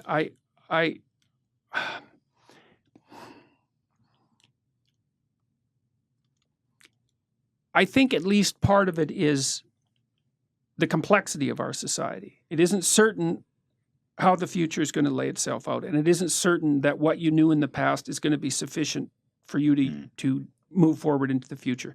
So there's lots of opportunity, but it's very complex. And it's not easy to keep up in our world. You know, like, if you look around the world, you might think, well, the happiest people are those where the standard of living is the highest. That's actually not the case. Right. And you think, okay, but why wouldn't that be the case? It's like, what do you want? Malaria and death at 40? Obviously not. But then you think, okay, what's the price you pay for a high standard of living? Well, that's easy. You virtually always sacrifice the present for the future. You're always working. I mean, you guys, you're fairly influential and you've got this good thing going, but like, it could crash at a moment's notice. You better keep your eye on it. And every day you're thinking, okay, this has to be done, and this has to be done, and this has to be done. And it pays off. I mean, you have a nice studio and I would presume a reasonably comfortable life, but it's not like you're not running on a treadmill to keep that going. And so that's security and it's health, but it isn't necessarily happiness, and it's certainly not necessarily freedom from anxiety. Sure. And I would say most people in the modern world, weirdly enough, have far too much to do. 2 career families and a couple of kids. It's like, man, you're done. That's 60 hours a week of flat out work. Yep. So, and that can be too much. And then I also think, because our society is philosophically unstable, and that's sort of reflected in this polarization, is that people are doubtful about whether their lives have any meaning, for example. Why bother? What's the use of it? Who cares? It's like, what difference is it going to make in a million years, And life is hard, and if you just have a nihilistic viewpoint, then it's easy to be swamped by doubts and existential angst and all of that. And like, I think that's a mistake, because I think that your life can be very meaningful. It's proportionate to the responsibility that you take on. And you can learn that by watching when you're engaged in the world, and what works to sort of protect you from feelings of isolation and doom. And a lot of the lectures I have on YouTube are about exactly that. So I think part of it is the complexity of the modern world. Yeah. I also can't shake the sneaking suspicion that it has something to do with our diet. Really? Well, I saw this. We know that obesity is like skyrocketed. Yeah. Okay. So, and probably the reason for that, it's not exactly certain. There might be complicated reasons for it, but certainly one of the reasons is that people eat far too many carbohydrates. Right.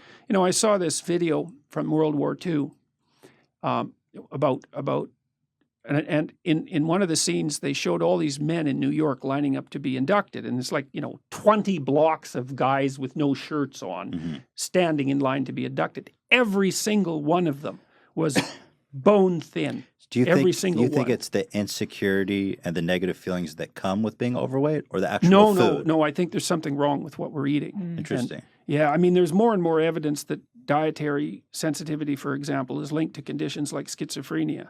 Really? And so, yes. Watch out for that bread, y'all. Well, and also, your gut bacteria, turns out, which you have a lot of, you have about 100 times more bacterial cells in your body than human cells, which is really quite a freaky thing to think about. Luckily, they're quite tiny, because otherwise you'd be like a giant amoeba, But the gut biome produces a lot of neurochemicals. And so it does play an integral role in the regulation of your mood, which is also a very strange thing. I've been following that, just how bacteria is starting to play more in human health, like probiotics and stuff like this can regulate your mood. That's so freaky. Yeah, it is. That's for sure. Yeah. Well, and one possibility is that, well, let's say you eat a lot of carbohydrates and sugar. Okay, so what happens is that you grow bacteria in your gut that really like carbohydrates and sugar. Right. Well, so then you think, well, I'm always having cravings for carbohydrates and sugar. It's like, you're having the cravings, you think. Well, maybe not. Maybe what's happened is that, through a Darwinian process, you've encouraged the growth of bacteria that really like sugar and carbohydrates. And you think that same bacteria is messing with people's mood? Maybe. Yes, and it's also messing with their cravings. That's. I mean, we're really walking oceans, like we're big creatures. Yeah. I mean, we're not big compared to a Douglas fir or the sun, but we're pretty big creatures, and we are liquid. Most of us is liquid, and if you saturate yourself with carbohydrates and sugar, then you are invaded by the bacteria that live on those things, and so that's not necessarily so good for you. Let me ask you another question here. You're happily married. Yes. You've been married for a long time. I've known my wife for 47 years. Wow. We've been friends for 47 years, but I've been married for just about 30, yeah. Wow. Well, congratulations on that. Lucky me. Yeah, lucky. Not so lucky her, but lucky me anyways. So people are getting divorced, and I feel like people are having a hard time finding each other now. When I was dating, Tinder wasn't a thing. I mean, the internet for smartphones wasn't really a thing. You made physical connections with people. And I feel like people are having a harder time finding each other. I was listening like in Japan, there's like almost no relationships. People aren't having kids. They're all like superficial relationships they're having. Yeah, the situation in Japan is very strange. Very bizarre stuff. Yeah, it's very strange. So what advice can you give to people who are looking to have a strong and meaningful and lasting relationship with someone? Well, the first thing is to decide if that is really what you want. Is that fair, do you think, to say, I want to be single forever? Do you think that's realistic or fair assessment of oneself? I think that's, for most people, a pathway to insanity. Yeah. The psychoanalysts used to think that, and we all think this way in some ways, that you're sane because you're well put together. Your psyche is well structured, right? It's internal, somehow inside your head. And there's some truth in that, but here's a more accurate viewpoint, I think. You outsource most of your sanity because it's too complicated. And so what you do is your parents raise you to be vaguely acceptable to other people. And then you're surrounded by other people your whole life. And then every time you go off the rails a little bit, even just a little bit, people signal to you. Like you make a joke, it's not that funny, and people don't laugh. And you think, oh, well, I should probably rethink my sense of humor a little bit or pay more attention. Or you tell a rambling story and you notice that everyone's like lost in the distance. And so if you're civilized enough so that people don't shun you and you have people around you, then they're going to be always telling you how to not be too insane.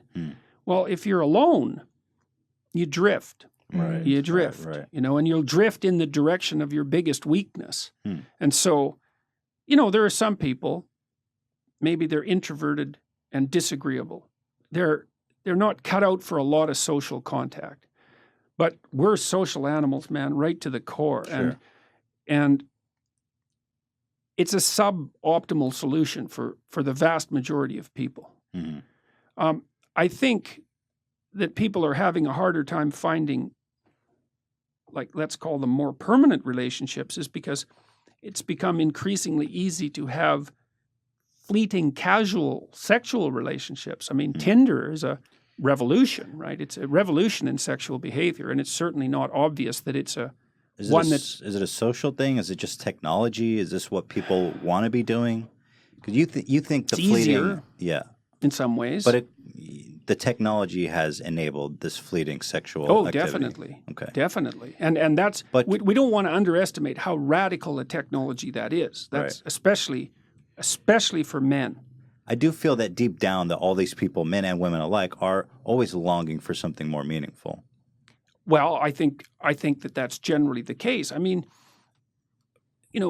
part of the reason for a relationship is sexual contact, obviously. Well, that's that you don't necessarily need a relationship for that. But that's not the reason to be with someone. The reason to be with someone, when there's a lot of them. So one is, well, kids who have two parents do far better, period. The data on that is crystal clear. It doesn't mean that there aren't many single parents who struggle to do a wonderful job. Right? That's not the same thing. It's an average issue. So you need, plus, it's a lot of work to have kids. You kind of need to divide up the labor, especially in the first year or two, because the woman is completely overwhelmed in the first year, and she needs somebody around to take care of her while she's taking care of the kid, fundamentally, or at least that's the way it looks to me.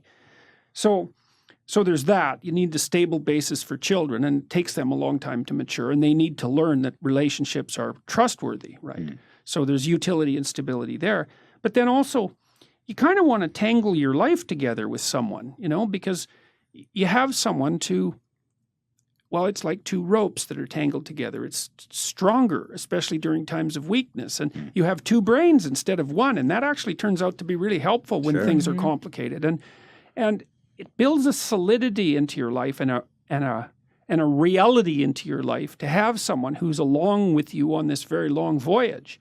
And so I think that deepens your life in a way that isn't really possible with fragmentary relationships as a single person. Definitely. And then there's more to it than that. It's like, I think of wrestling. There's this scene in the Old Testament where Jacob wrestles with an angel. He's wrestling with God, actually, which is quite an interesting, that's what Israel means, right? Wrestling with God. Yeah, that just blew me away when I learned it. It's so Is that true? The true people of Hebrew? Israel are those who wrestle with God. Wrestle Yeah, with it's God. not believe exactly. It's a whole different thing, man. It's a whole different thing. And Isn't so, it like fear from God? What it means? That's what I thought. well, from the work I did in the last couple of months looking at this, and I looked into it quite deeply, it does mean wrestling, essentially. And it does derive from that scene in the Old Testament where Jacob wrestles with God. That's when he gets the name Israel. And his hip is dislocated, right? Permanently. He has a permanent limp after that. It's no joke.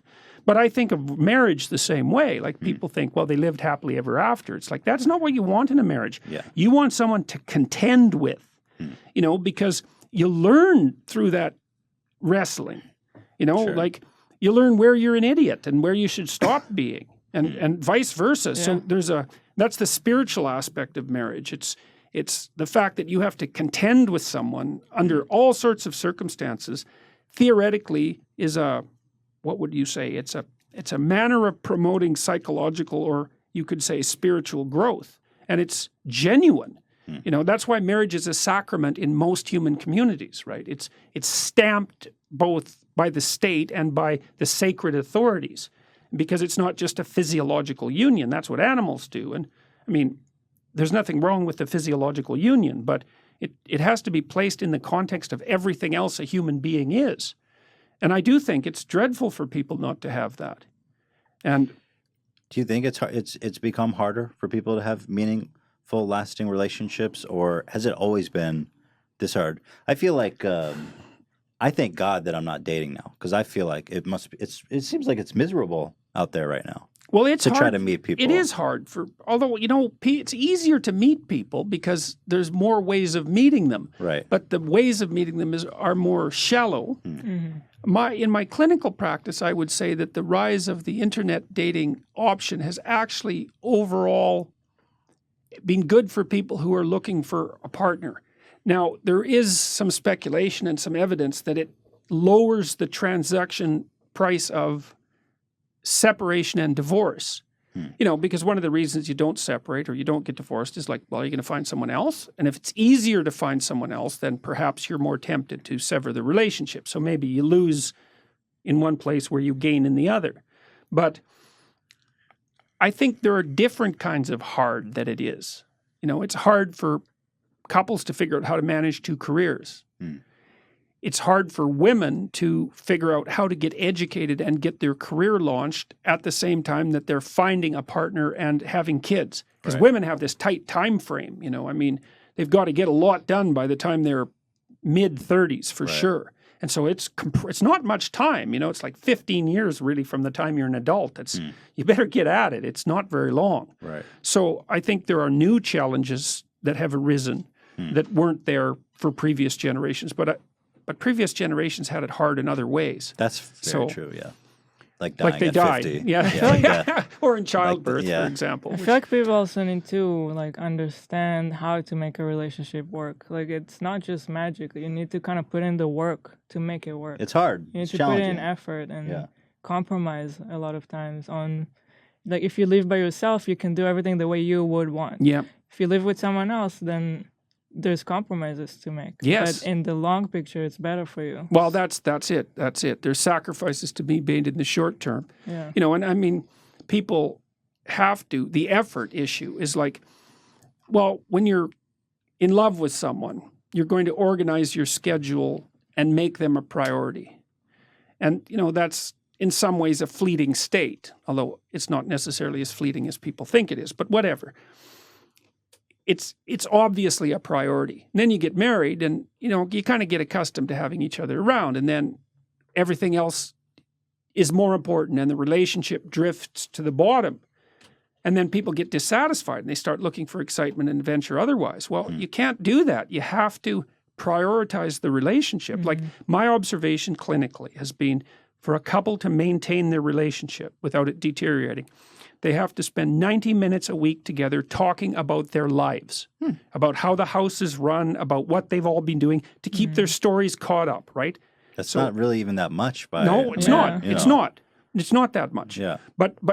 And which is a good thing. You can actually do it. And then they need to spend at least one time having a date. And 2 is better. 1 is necessary. 2 is better. You can't aim for a lot more than that because, you know, life is very busy. And if it's going to be sustainable, it has to be realistic. But they need to make time for each other twice a week and talk in a non-romantic way, just practically about the domestic economy and about everything that's going on. And that keeps people tied to each other and updated. And so that's sort of your minimal commitment level if you don't want things to deteriorate. So and that makes sense. I love hearing you put these like abstract things into like measurable, tangible things. Like 90 minutes talking, a day a week. It's funny It's because hard want to make it to concrete, materialize like I'm used these to feelings. this stuff being kind of like scams, like 5 steps to success. Just follow these 5 steps and you'll make it. But it's actually, this is the first time that I hear actual steps that you can really take, and it makes sense in my head that it would really improve something simple. You know? This is the study of psychology, right? I mean, this is what you and your colleagues do, or is this? well, part of it. I don't know any. I've never talked to a psychologist. Well, I mean, I'm trained psychoanalytically. I did most of that training myself, but also behaviorally. And I was technically trained as a cognitive behavioral psychologist. And what they do is they take large problems and break them down into small problems that can be solved and measured. And I so, love it. And it's great. And it goes back to what you're saying about the complexity of society. I feel like hearing you put these really intangible problems or even feelings into something measurable is relieving. Yeah, you want to break it down into something simple and accomplishable. Like, let's say you want to write a book. It's okay. How do you go about writing a book?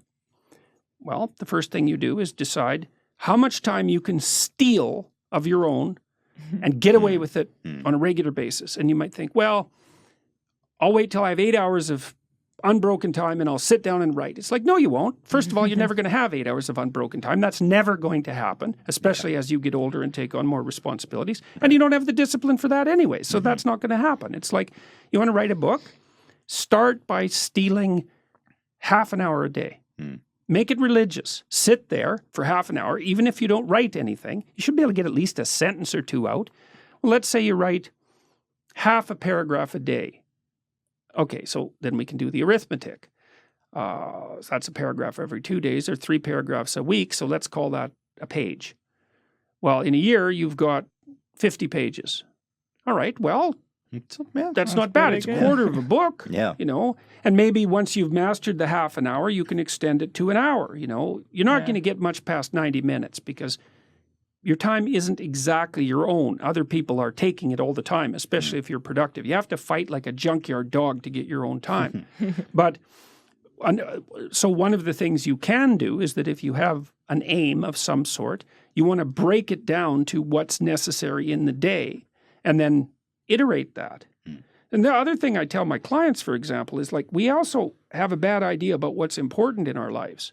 You think, well, this vacation, man, this is going to be a once-in-a-lifetime trip. It's like, well, then who cares? It's 2 weeks out of your life. It's irrelevant. Here's what's relevant. You sit down and you have dinner with your family or your partner every day. All right, so we'll do the math on that. That's easy. Let's say it's an hour and a half, including cooking time. Let's say it's kind of miserable. You know, you're angry in the kitchen. The food isn't that great. One of you watches the damn cell phone and the other sort of fumes. That's your dinner. Okay, it's like, okay, we'll do the mathematics. So that's 90 minutes a day. So in a week, that's 7 times. So that's 7 hours and 7.5. So that's, let's say 10 hours, 11 hours. Okay, 40 hours a month. 480 hours a year. Okay, so that's 12 work weeks. Right, that's 3 months. You're spending 3 months of work weeks being miserable with each other at dinner time. That's a really bad idea. It's a seriously bad idea. It's like, fix that. You're going to have to fight about it. It's like, we're not having that much fun at dinner time. It's like, well, why not? Well, I don't like being in the kitchen. You don't appreciate it, or whatever it is. Like, because there's tension in kitchens, man. There's no doubt about that. It's like, get that right. Those things you do every single day that repeat, that's your life, man. So when you think, well, that's just mundane, that's just day-to-day stuff. It's like, yeah. That's the shit that That's matters the the most. Well, all you have to do is the arithmetic. I had a client who was fighting with his kid, trying to get him to go to bed, and the average adult only spends about 20 minutes of one-on-one time with their kid a day. Right. Very interesting thing to know. Yeah. It's like, okay, so he's spending, I said, how long does it take you to get your son to go to bed? 45 minutes. Is it pleasant? It's like, no, it's not pleasant for him. It's not pleasant for me. Let's do the math. We'll call it an hour. 7 hours a week. It's 28 hours a month. All right. So we'll call that 30. 360 hours a year. It's 9 40-hour work weeks. You're spending 2.5 months fighting with your son every year. You think you're going to like him? You think he's going to like you? It's like, no, fix that. Fix it. It's every day. And so it makes your life miserable, those things. So, that's another thing your life is a repetition of days. And so it's really important to get the days right and then repeat them. And so a schedule can help with that too. It's like, okay, you schedule in the things you have to do so that your life doesn't get worse. Those are responsibilities. And then schedule in the things that you would like to do. Use the schedule as if it's your friend and not your tyrant. That's really useful. And computer schedules they're great for that. Yeah. But you got to think, this is not my tyrannical father standing in front of me with a big whip, punishing me every time I make a mistake. That's not what this schedule is. It's my friend who's saying, let's have a really good day tomorrow. And that would be, well, we better get the mess out of the way a little bit because it'll just compound and that's not good. But let's throw some things in there that might make life worth living a little bit. So How do people know if they should talk to a psychiatrist or a psychologist? suicidal thoughts, that's a good one. Okay, yeah, And that's pretty extreme. That's an easy indicator. But we could be specific about that. Okay, because Well, let's say someone I'm comes. thinking more about like an ordinary guy. He's having trouble. He's not close to killing himself, but he's stressed out. He's anxious. He's depressed. Small things irritate him. Or to any degree of that, right? Okay, well, one of them I would say is like, let's say you have a bunch of memories from your past that are associated with emotional pain and they keep recurring. That's a good example because what that means is that you have Some trauma. Yeah, well, we could define that even. So you feel negative emotion when you lay out a desire in the world and it doesn't manifest itself, right? So you're disappointed. Okay, so what does it mean? It means you didn't know how to master that place and time. So maybe you were bullied in high school and it means you didn't know how to socialize with people properly. And now you're afraid of people. And so these thoughts are always coming back about how you were bullied in high school and how terrible that was. And it's like, why are the thoughts coming back?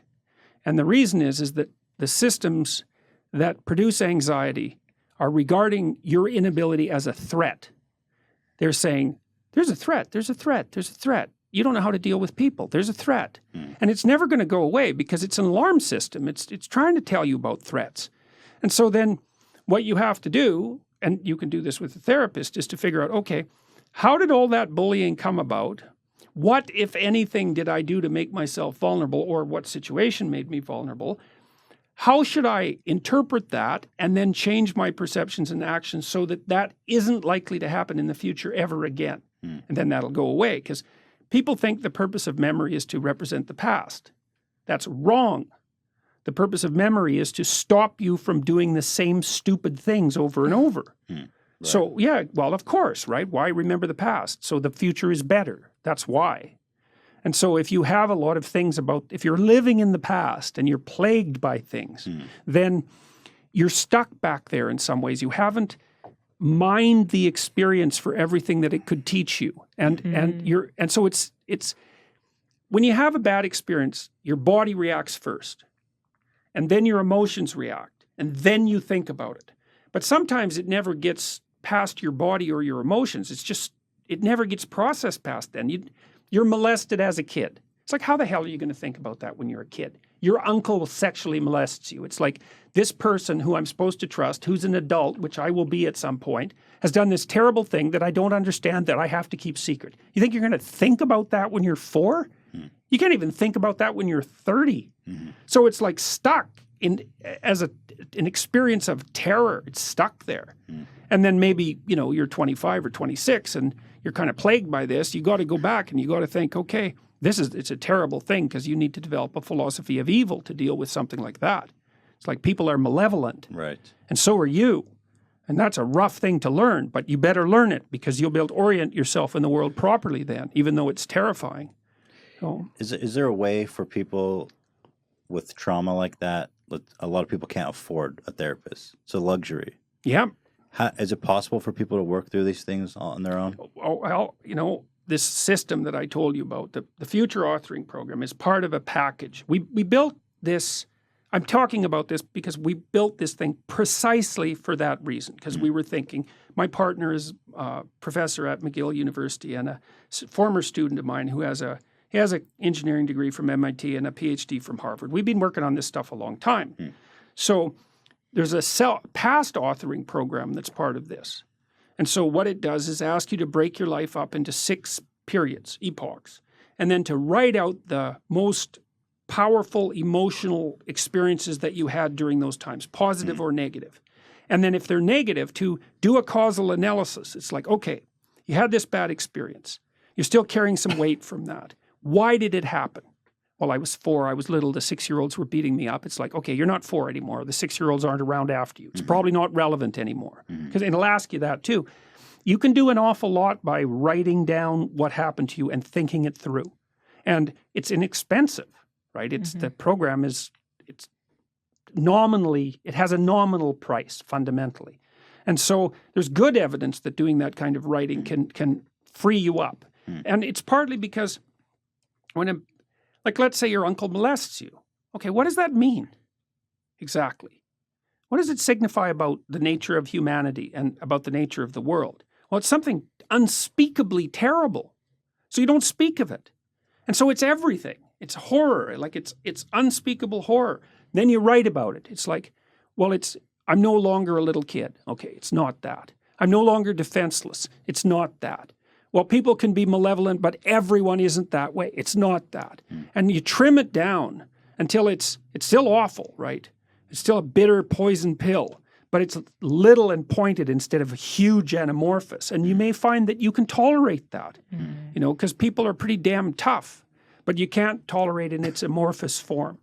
So you specify and analyze and do a causal, and the analysis is a causal analysis. And then that'll free you up. It'll free you up from that. Because your brain wants to know, you fell in a hole once. That wasn't good. Do you know how to walk around that hole now? And if the answer is yes, then the anxiety system says, no problem. The hole's still there, but you know how to walk around it, man. You don't have to worry about the hole anymore. So, and writing about your past can really help with that. And I would also say with that program, you do a bad job. You sketch it out. You do it over multiple days. You take, because it also helps to sleep in between periods of writing, because it helps you consolidate what you're learning, because your brain has to reorganize as you So I'll tell you a story about this. So I had a client once, and she came in, and she had been sexually abused by her older brother. And she told me this story, and I had a vision in my imagination of what this was. I thought of her as like 6, 7 years old, something like that. Her older brother being like 16 or 17, and the whole horror show. And I said, well, how old were you? And she said, well, I was 4. And I said, okay, how old was your brother? 6. And I thought, she was about 29. And I said, okay, look, we're gonna take this memory apart a little bit. It's like I told her how I imagined her story when she first told it to me. I said, look, like, I thought of you as being this little creature who was menaced by like an adolescent, an adult, and so you were powerless, completely powerless, and the adult had intent. But what you're telling me is a story of 2 very badly supervised children. I said, when was the last time you saw a 6-year-old? She said, oh, I know what 6-year-olds are like. Okay, think about that. Well, okay, so she walked in as the abuse victim of her older brother. And she walked out knowing that her brother and her were very badly supervised as children. It's funny because you think, well, the past is fixed. It's over. It's like, yes and no. And she told me in the session, you know, that was a much more tolerable memory. It made it put it into perspective, you know, and it also took her out of the victim mode to some degree because she was no longer, you know, cowering 4-year-old. And a 6-year-old's a lot bigger than a 4-year-old, make no mistake about it. But a 6-year-old is like, they're 6. They're relatively blameless. Yes, there's that. Well, they should be supervised. I mean, a 6-year-old can be mean, but if they're engaging in sexual behavior, like you got to think that there's a little bit lacking in terms of parental supervision. You know, I mean, they'll play doctor and all that, but you kind of got to keep an eye on your kids.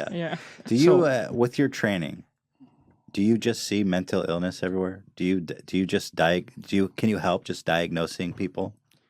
When you're walking around, listening, getting to know people, like how is the world through your lens? Do you have like an X-ray vision? Well, I would say that the world's a miraculous place from my perspective, and here's why. It is almost impossible to find anyone who. Okay, so imagine here are the 3 conditions. You've got a mental illness, you have a physical illness, or someone who's close to you has a mental illness or a physical illness. It's like the probability that that's true of you right now is very high. And if it isn't true of you right now, in the next 10 years, it's virtually certain. And so I see damaged people walking around everywhere. And the ones that aren't damaged live with damaged people, you know, but they go to work, they do their job. Some of them do heroic things. They work in palliative care wards. They work in emergency wards. They work in funeral parlors, you know, and they go to their damn job despite the fact that they're carrying these heavy weights. And so I don't see so much like mental illness everywhere as a miracle that all of this ever works because people have it rough, man. You know, and let me tell you a story. This is a cool story. This just blew me away. So I had this client years ago. And she had been in this hospital called the Douglas Hospital, a very big psychiatric hospital, as big as a university. And it was back before the invention of, the hospital was established before the invention of drugs to cure or to control schizophrenia and so on. And there were people left in the Douglas Hospital that I was there that couldn't have been deinstitutionalized. And there were tunnels underneath the hospital linking the buildings together. And I took my brother, who wasn't familiar with this sort of thing, down into those tunnels one day, and I don't think he ever forgot it. It was like those people were so ruined. They were like photographs by Diane Arbus or by she photographed the dwarves and all sorts of strange people for years, or something by Hieronymus Bosch. Like it was really extreme. He was really shocked. Anyways, this client had been in the hospital from time to time, and she looked like a street person, and she was so shy that she couldn't come up to you without going like this. She was basically bowing over with her eyes covered as if there was light emanating from you, and she couldn't tolerate it. And we were trying to get her to not act like that because people found it strange, and it made it difficult for her to have any sort of normal human relationships. But that isn't why she came for therapy. So I got to know her a little bit, and I was trying to teach her how to not be, to stand up a bit and learn how to look people in the eyes and so on. But she didn't have much patience for that. And she told me a little bit about her life. And she wasn't very bright, and she wasn't very attractive, and she wasn't very educated, and she wasn't very rich. She had it rough, but it was worse than that. Her aunt was dying at home, and she had an alcoholic, schizophrenic boyfriend who was always scaring her to death with tales about the devil. It's like she had a rough life, man. So, and then she told me why she had actually come, and she had been in the Douglas Hospital and seen these other people who were even more ruined than her. Hard to believe. And she had this dog that she had at home, and she liked to walk the dog, and she liked the dog, and she thought, I could go into the ward and I could take some of these people out who are in there who are worse off than me, and we could go for a walk with the dog. And so she was trying to find someone in the hospital who would listen, who would allow her permission to bring one of these inpatients out and walk them around with her dog. And when she told me that story, I just about fell over. It's like, like, what do you say about something like that? You know, she had it rough, man. And she still was able to look outside herself and find someone who was worse and then try to think of something good to do for them and then to put a fair bit of effort, especially given that she was so damn shy she couldn't even look at you. She would go to the hospital to try to find permission. Man, it just blew me away, you know. So, you know, that's partly when I learned that there wasn't much of a relationship between ethics and intelligence, and you never know when you're seeing a good person. Like, you just don't know. It was very, very affecting experience. So that's kind of what I see when I look out at the world. And this is also why I don't like the political polarization now, especially at the moment, especially on the radical left, because those people, they strike me as so ungrateful. It's like they don't understand that the world isn't being run by mighty tyrants who rule the patriarchy, but mostly by people who, like I've dealt with very high achieving people in my life, and people on the other end of the spectrum as well, because I've done business consulting and worked with lawyers to help them improve the productivity of their practice. People who are really performing highly, and you get to know them and you find out, well, you know, their father has Alzheimer's disease and they have a son with a serious mental illness, and their wife has just had a hip replacement and is chronic pain. And it's like, that's your patriarchy for you right there, you know. And you got to be grateful that all these damaged people are going out there. And I have another story about this. This guy is a line worker for a power company, and he had a bad accident and really hurt him. And he was working with a friend of his who had Parkinson's.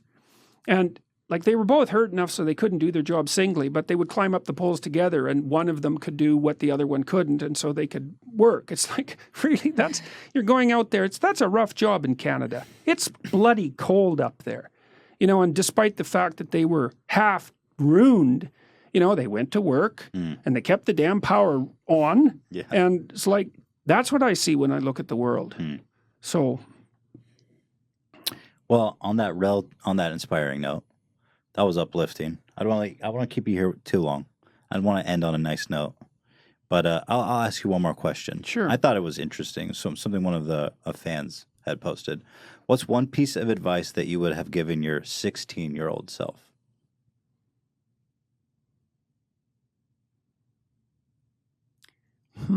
What's one piece of advice I would have given? So something you've learned in adulthood that you wish you could translate to someone coming through adolescence to adulthood. Don't be so high and mighty that you don't take advantage of the humble opportunities that are granted to you. When I look back, I didn't like school at all. You might say I hated it. And I've thought a lot about that, you know, because I thought, well, there were reasons. You know, I was a very fast reader. I could get through the books that were given to us in English class generally in the first day. And that wasn't really appreciated, I would say. But there were things, and I was bored a lot as a teenager and got into a reasonable amount of trouble, not an unreasonable amount, but then, you know, there were sports teams and there were attempts to organize plays, and there were things that I didn't do that I could have that would have made my life better. But I was too cynical, maybe, to take full advantage of them. And like, I did work when I was a kid. I worked in restaurants as a dishwasher, short order cook, that sort of thing. That was a really good decision. I think my fondest memories in some ways of my adolescence are memories of working in the restaurant. But don't, like, life is very difficult. And in order to thrive with this difficult life, if an opportunity is presented to you, you shouldn't be so arrogant that you dismiss it. And it's really easy to be arrogant as a teenager, especially if you're smart, because you think, well, I'm smarter than everybody else. It's like, actually, no. There's lots of people that are a lot smarter than you. You just haven't met them yet. And you're not as smart as you think you are, besides, and other people aren't as dumb as you think they are either. There's different kinds of smart. There certainly is. Yes, and wise beats smart. So I would say if you're 16 and your life isn't so happy. It's like, look around and see if there are opportunities that people are granting you, even imperfect opportunities, because they're going to be imperfect, that you could exploit, let's say, in the proper way and learn and grow. I had this teacher, Ada Paul. She's dead now. I really liked her in grade 4. She was an organist at the church. And when I was 14, 15, she offered to teach me how to play the organ. And it was a big organ, you know, and I, for a variety of reasons, wasn't really that into the idea. And so I kind of went, and then a couple of times I skipped it, and it just sort of fell apart, you know, and which was pretty rude of me, obviously, because she went out of her way to offer this. And like, that's a good example, because like, it wasn't cool to play the organ. It wasn't cool to do any, I don't know what it was like when you grew up. When I grew up, it wasn't cool to do anything. Yeah. It's still like that out there. True. Yeah. So like, doing anything wasn't cool. Right. It's like, well, it wouldn't have been so bad to learn to play the organ. Yeah. You know? And also to learn from a you know, someone who with more experience than you. To Yeah, share an well, and experience with them. yeah, well, it was actually someone who cared for me somewhat, and who was really a great person. She was a great teacher. Like, I really liked Ada Paul. She was, and I betrayed her trust. You know, it's like, that wasn't very bright. I think we all have memories like that as kids. You know? Yeah. But I think that advice is good to even young adults, even to adults, really, to pause and appreciate the opportunities and the doors that are always open to them. Well, here's the experiences that are always available. Well, here's an idea. Yeah. So life is brutal, and what you have to set against that is possibility. And you might say, well, life is so brutal that you have to utilize all the possibility that comes your way. You know, so an opportunity manifests itself and you turn it down. You ignore it, you let it drift away. It's like, that's one thing that you had against the horror of existence that you let go of. You let go of 10 of those things, man, you're on the street. Right. And it's no fun there. And it doesn't get better. And so there is a possibility that if you utilized all the possibility that was offered to you, that your life would be straight and clean and engaging and acceptable and positive. And that's worth finding out if that's the case, because it might be true. Well, I think that's wonderful advice. Be adventurous. Take a shot. I don't know if there's this one thing that our fans love. Sometimes it's so ridiculous. We ask all of our guests if they have ghost stories, supernatural experiences, UFO sightings, anything like that. You don't need to get too deep. And if you don't, you can say no. That's perfectly fine. But do you have any supernatural experiences? You do? All right. You do. Do you mind sharing it? I have 2. Okay. Oh. I've got to figure out which. I'll share you the one that's funnier, I think. Okay. Okay, so I went to Nashville and to a scientific conference, and I looked online to book a hotel, booked a hotel, and then I went down to Nashville, and my former graduate advisor was coming, staying in the same hotel, but he didn't come with me, and a student of mine who had become a professor was also coming into town. Okay, so I got to this hotel. And I didn't know that Nashville, that had been hollowed out, like the downtown wasn't good. There were lots of abandoned buildings. It was pretty crime-ridden, not a fun place. They were trying to put it back together, but the hotel that I'd rented was sort of in the middle of this, and it was a 70s hotel. And so it was kind of in a sketchy neighborhood. So that was interesting. So I walked in, but the lobby was beautiful. Like, they'd completely redone it. There were replicas of like Renaissance paintings on the roof. It was all marble. It was really quite impressive. And then right next door to the lobby, there was this huge restaurant that probably sat 300-400 people. Really big restaurant. And I looked in the restaurant. There wasn't a single person there. And there was this steam table, you know, full of stainless steel trays, huge trays. And all there was like mac and cheese and green beans. And you know what green beans are like if they're like soaking in hot water for like an hour. It's like, you don't want to eat those things.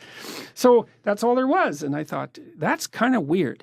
And there was no people in there. No staff, no people. I thought, that's weird. So anyways, I checked in and I went up, and the rest of the hotel really hadn't been fixed up since the 1970s. So it smelled like smoke. The carpets were old. I went into my room. It was kind of ratty, but it was okay. Put my computer on the bed, put my luggage on the bed. and called my graduate student and went out to have some barbecue. So that's fine. So then I came back and got into my room, and my graduate student came along. This was Colin, the guy who invented that personality test. And I walked in, and all the drawers in the cabinets were open. Like, so there was a bureau, 4 drawers and 4 drawers side to side. And there was the little table between the beds, and there was a desk. And all of the drawers were open. And not just a little bit open, like completely open. But my computer was still on the bed, and so was the luggage. And I thought, well, that's weird. I didn't open those damn drawers. And if someone came in here to steal something, why didn't they take the computer? That'd be the logical thing to do. So we closed all the drawers, and then we thought, well, maybe a big truck went by, and like, that's a pretty stupid hypothesis, but we couldn't think of anything else. So we kind of shook the cabinet to see if we could get the doors to open. We'd shut all the drawers. And when we turned around, the damn drawer on the desk was open again. So we shut that. So, okay. So I had opened, the drawer was open in the middle little cabinet between the beds too, and there was a Gideon Bible in there, and it was open, and it was open to the line that says, Yea, though I walk through the valley of the shadow of death, I will fear no evil. And I thought, well, that was pretty interesting. I closed that, closed the door. And my we talked for a while. Graduate student left, and I thought, I didn't really think much of it. I thought it was weird, but whatever, it was weird. So then I went to sleep. In the middle of the night, I woke up, and I thought, that wasn't just weird. That was really weird. It was like someone was in my room, right? Because otherwise, why were the drawers open? And why were they open? Like, what's going on? And the Bible was open. Well, and so the next morning I went downstairs to this girl, black girl, behind the counter. And I walked up and I said, look, I don't want to alarm you, but I went out last night, and when I came back into my room, all the drawers were open. I think someone was in my room. And she said, I don't want to alarm you, but we know this place is haunted. And I always come to work with a baseball bat. And I thought, oh, well, of all the responses I thought I would get. Is that more terrifying? Well, it was just, it was surreal, right? And it was like a movie moment. It was ridiculous. So I went and talked to my graduate advisor, an older guy who had been in the hotel, and he said that the night before he had taken a shower, and when he came out, there were 2 drawers open in his room. And so these damn drawer opening doors. Okay. And I'll finish this off with the other weird part of this story, which isn't quite so ghostly, but is also extremely weird, and it just gives you a sense of the place. So we went for breakfast the next day, and I took 2 different graduate students for breakfast. We went to this restaurant right next door, and there was no one there. And there was no staff. The same one in the hotel. Same one. Same one. Very fancy. Green marble. Like, it might have been quite a place back in the 1970s. So we're sitting there and sitting there and sitting there and sitting there for like half an hour. And finally this waiter walks by, and we stop and we say, well, do you have any menus? He says, well, we don't have menus. And I said, well, what do you mean you don't have menus? He said, you can just order anything you want. What? And I said, well, you mean anything? He said, yeah, you just order anything you want and we'll cook it. So weird. Okay, so we ordered eggs and breakfast, right? Well, we'll have breakfast. How would that be? So then we're sitting there talking, and we waited and we waited and we waited and we waited. It was like 45 minutes, 50 minutes. Nobody's there. No one's there. No one's there. Nothing's happening. Yeah. Finally, he comes out with these plates, and he puts the plate down in front of me, and it's quite nicely garnished, and there's 2 eggs on it. And they are, I swear, they are raw. What? They have not been cooked. And I looked at him, and I looked at the plate, and it was the same with the other 2 people that were there. They gave them eggs that had just been put on the plate. What? He said, well... Cracked right on. It wasn't like they were undercooked. They weren't white with some clear on the top. They were raw. Right. But nicely decorated. Sure. I thought, That's so weird. What the hell? What the hell? We said, okay, look. I was like, we called him back, or we said, these eggs are raw. They're not cooked. It's like, what's going on? He said, oh, we'll fix that. So then he went off into the kitchen, and it was like 20 minutes later, and he brought it back, and they were cooked. And so we'd been in there for like 2 hours by that point, late for the conference, and I was laughing to my students. I said, well, the only thing that could possibly top that off is if it was ridiculously expensive. So then he brought the bill. It was like $83. Oh, wow. Yeah, so... Well, but was he a ghost? Well, I don't know. Well, he wasn't a waiter, that's for sure, and he certainly wasn't a cook. The money was real that you paid. The money was real. Yes, somebody's yes, enjoying yes. that money somewhere. So that was a good ghost story. That was a good great. story. Yeah, it's a good story. That's one of the best ones. The outside confirmation yeah. of it being a haunting is the dual great. confirmation, right? Because not only did the woman behind the counter freak out, like she was really freaked out when I told her that, like her How did you eyes feel, got by big. the way, when she's like, "Oh yeah, your room is haunted"? Oh, it just made me. It was so surreal. It just made me laugh. Was that your first paranormal experience? No, Really? it wasn't. No. And how did you feel going back? You spent presumably more nights. Funny in that room? enough, it didn't bother me. They're just drawer opening. Well, ghosts. They're not like raping the sleep ghosts. yeah, well, that's it. That's it. Like There's some of those, It's apparently. funny. You never know how you're going to respond to something like that, you know, and you don't respond how you think you will. And so, but it didn't bother me. I figured if they didn't steal my computer and they didn't get me the first night, I was probably okay. It's kind of stupid, right? Because you'd They think just like drawers. you'd think. You tell that story to someone, you'd think if that's a real story, you left that hotel, right? You were smart, you packed up, you got the hell out of there, you went to a real hotel. But I didn't. I just stayed there, and the doors didn't open again or anything. But so yeah, that's my ghost. So that's story. in It's like- Nashville? that was in Nashville. Yeah, That's good. It's like That was go there. powerful. Yeah. Well, I've never had a paranormal experience like that, so I'm living vicariously through our guests. yeah, it was very. Someday. It was funny because it wasn't frightening, but it was really comical and bizarre. Right. And so that was, I'll never get that woman's response out of my mind because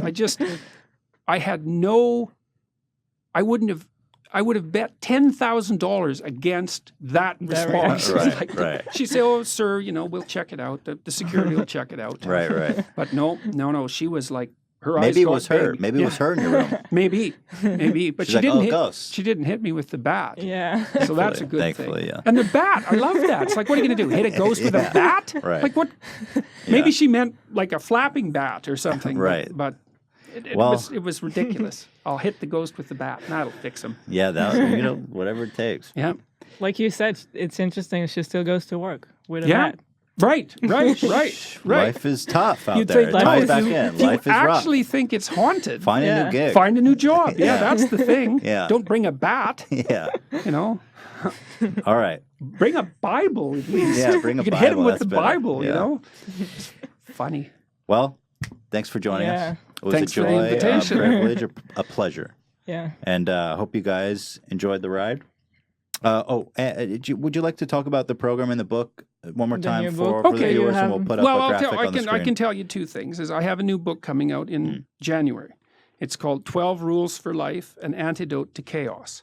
And, you mentioned earlier that one of the things you liked about our conversation was the way that the abstract ideas were sort of made concrete. You're right. Well, that's what I've tried to do in this book, is to say, well, here's some principles you can follow that will make your life better.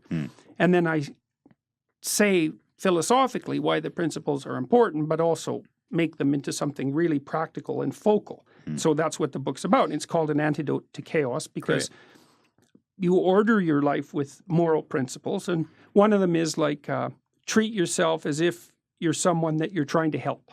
And another one is, don't let your children do anything that makes you dislike them, which is, it's really good advice for parents because you actually don't have to dislike your children. If they're... I haven't had kids yet, but is that a thing? Do parents hate their kids? You're hesitant to answer that. No, I'm not. You're like, No, I'm "Whoa." not. Lots, sure. I mean, sure. God, Is that families can natural? just be terrible. Just to hate your kids? No. Is that part of the same coin of unconditional love and hating your kids? Well, like Life the idea is of rough, sibling Ethan. rivalry Life is is rough. really Life is old. rough. Siblings can tear each other Sure, apart. siblings. Yeah, but parents too, man. Like there's Parents are especially, people. especially if you're a guess, psychologist, yeah. you see people from Yeah, you've wrecked seen- families, right. man. They're alcoholic, they're cruel, they're abusive, they're dismissive. People can be really, really hard on their kids. They don't encourage them. They compete with them. They replace their husband with their son. It's All the good stuff. All the good stuff. Yeah. And so, because you have the potential to be a monster, you don't want to put your children in harm's way. You want to help them behave so that you actually really like having them around. And then other people will like having them around too. That's good. It's good. You're, again, boiling down these kind of intangible thoughts, feelings into concrete. Something concrete. Yeah. Yeah. And then, so that book is coming out. It's coming out in January. Yeah. And then you have it's also... already on sale on Amazon. Okay, okay. you can pre-order so you it. can pre-order it. Yeah. And then Cool. the other one is the website. Yeah, I have a YouTube channel, which is YouTube, obviously, Jordan Jordan Peterson videos, and Yeah. it's got about 250 lectures on it, or talks of various sorts, and Hmm. I've got about 500,000 subscribers now, so that's been coming along nicely. It's Great amazing numbers. like we talked before we started. It's amazing for the kind of content. Yeah, it's You know, serious and content, and Yeah. long too. It's Yeah, incredible. it's amazing Yeah. that people are watching it. And, Yeah.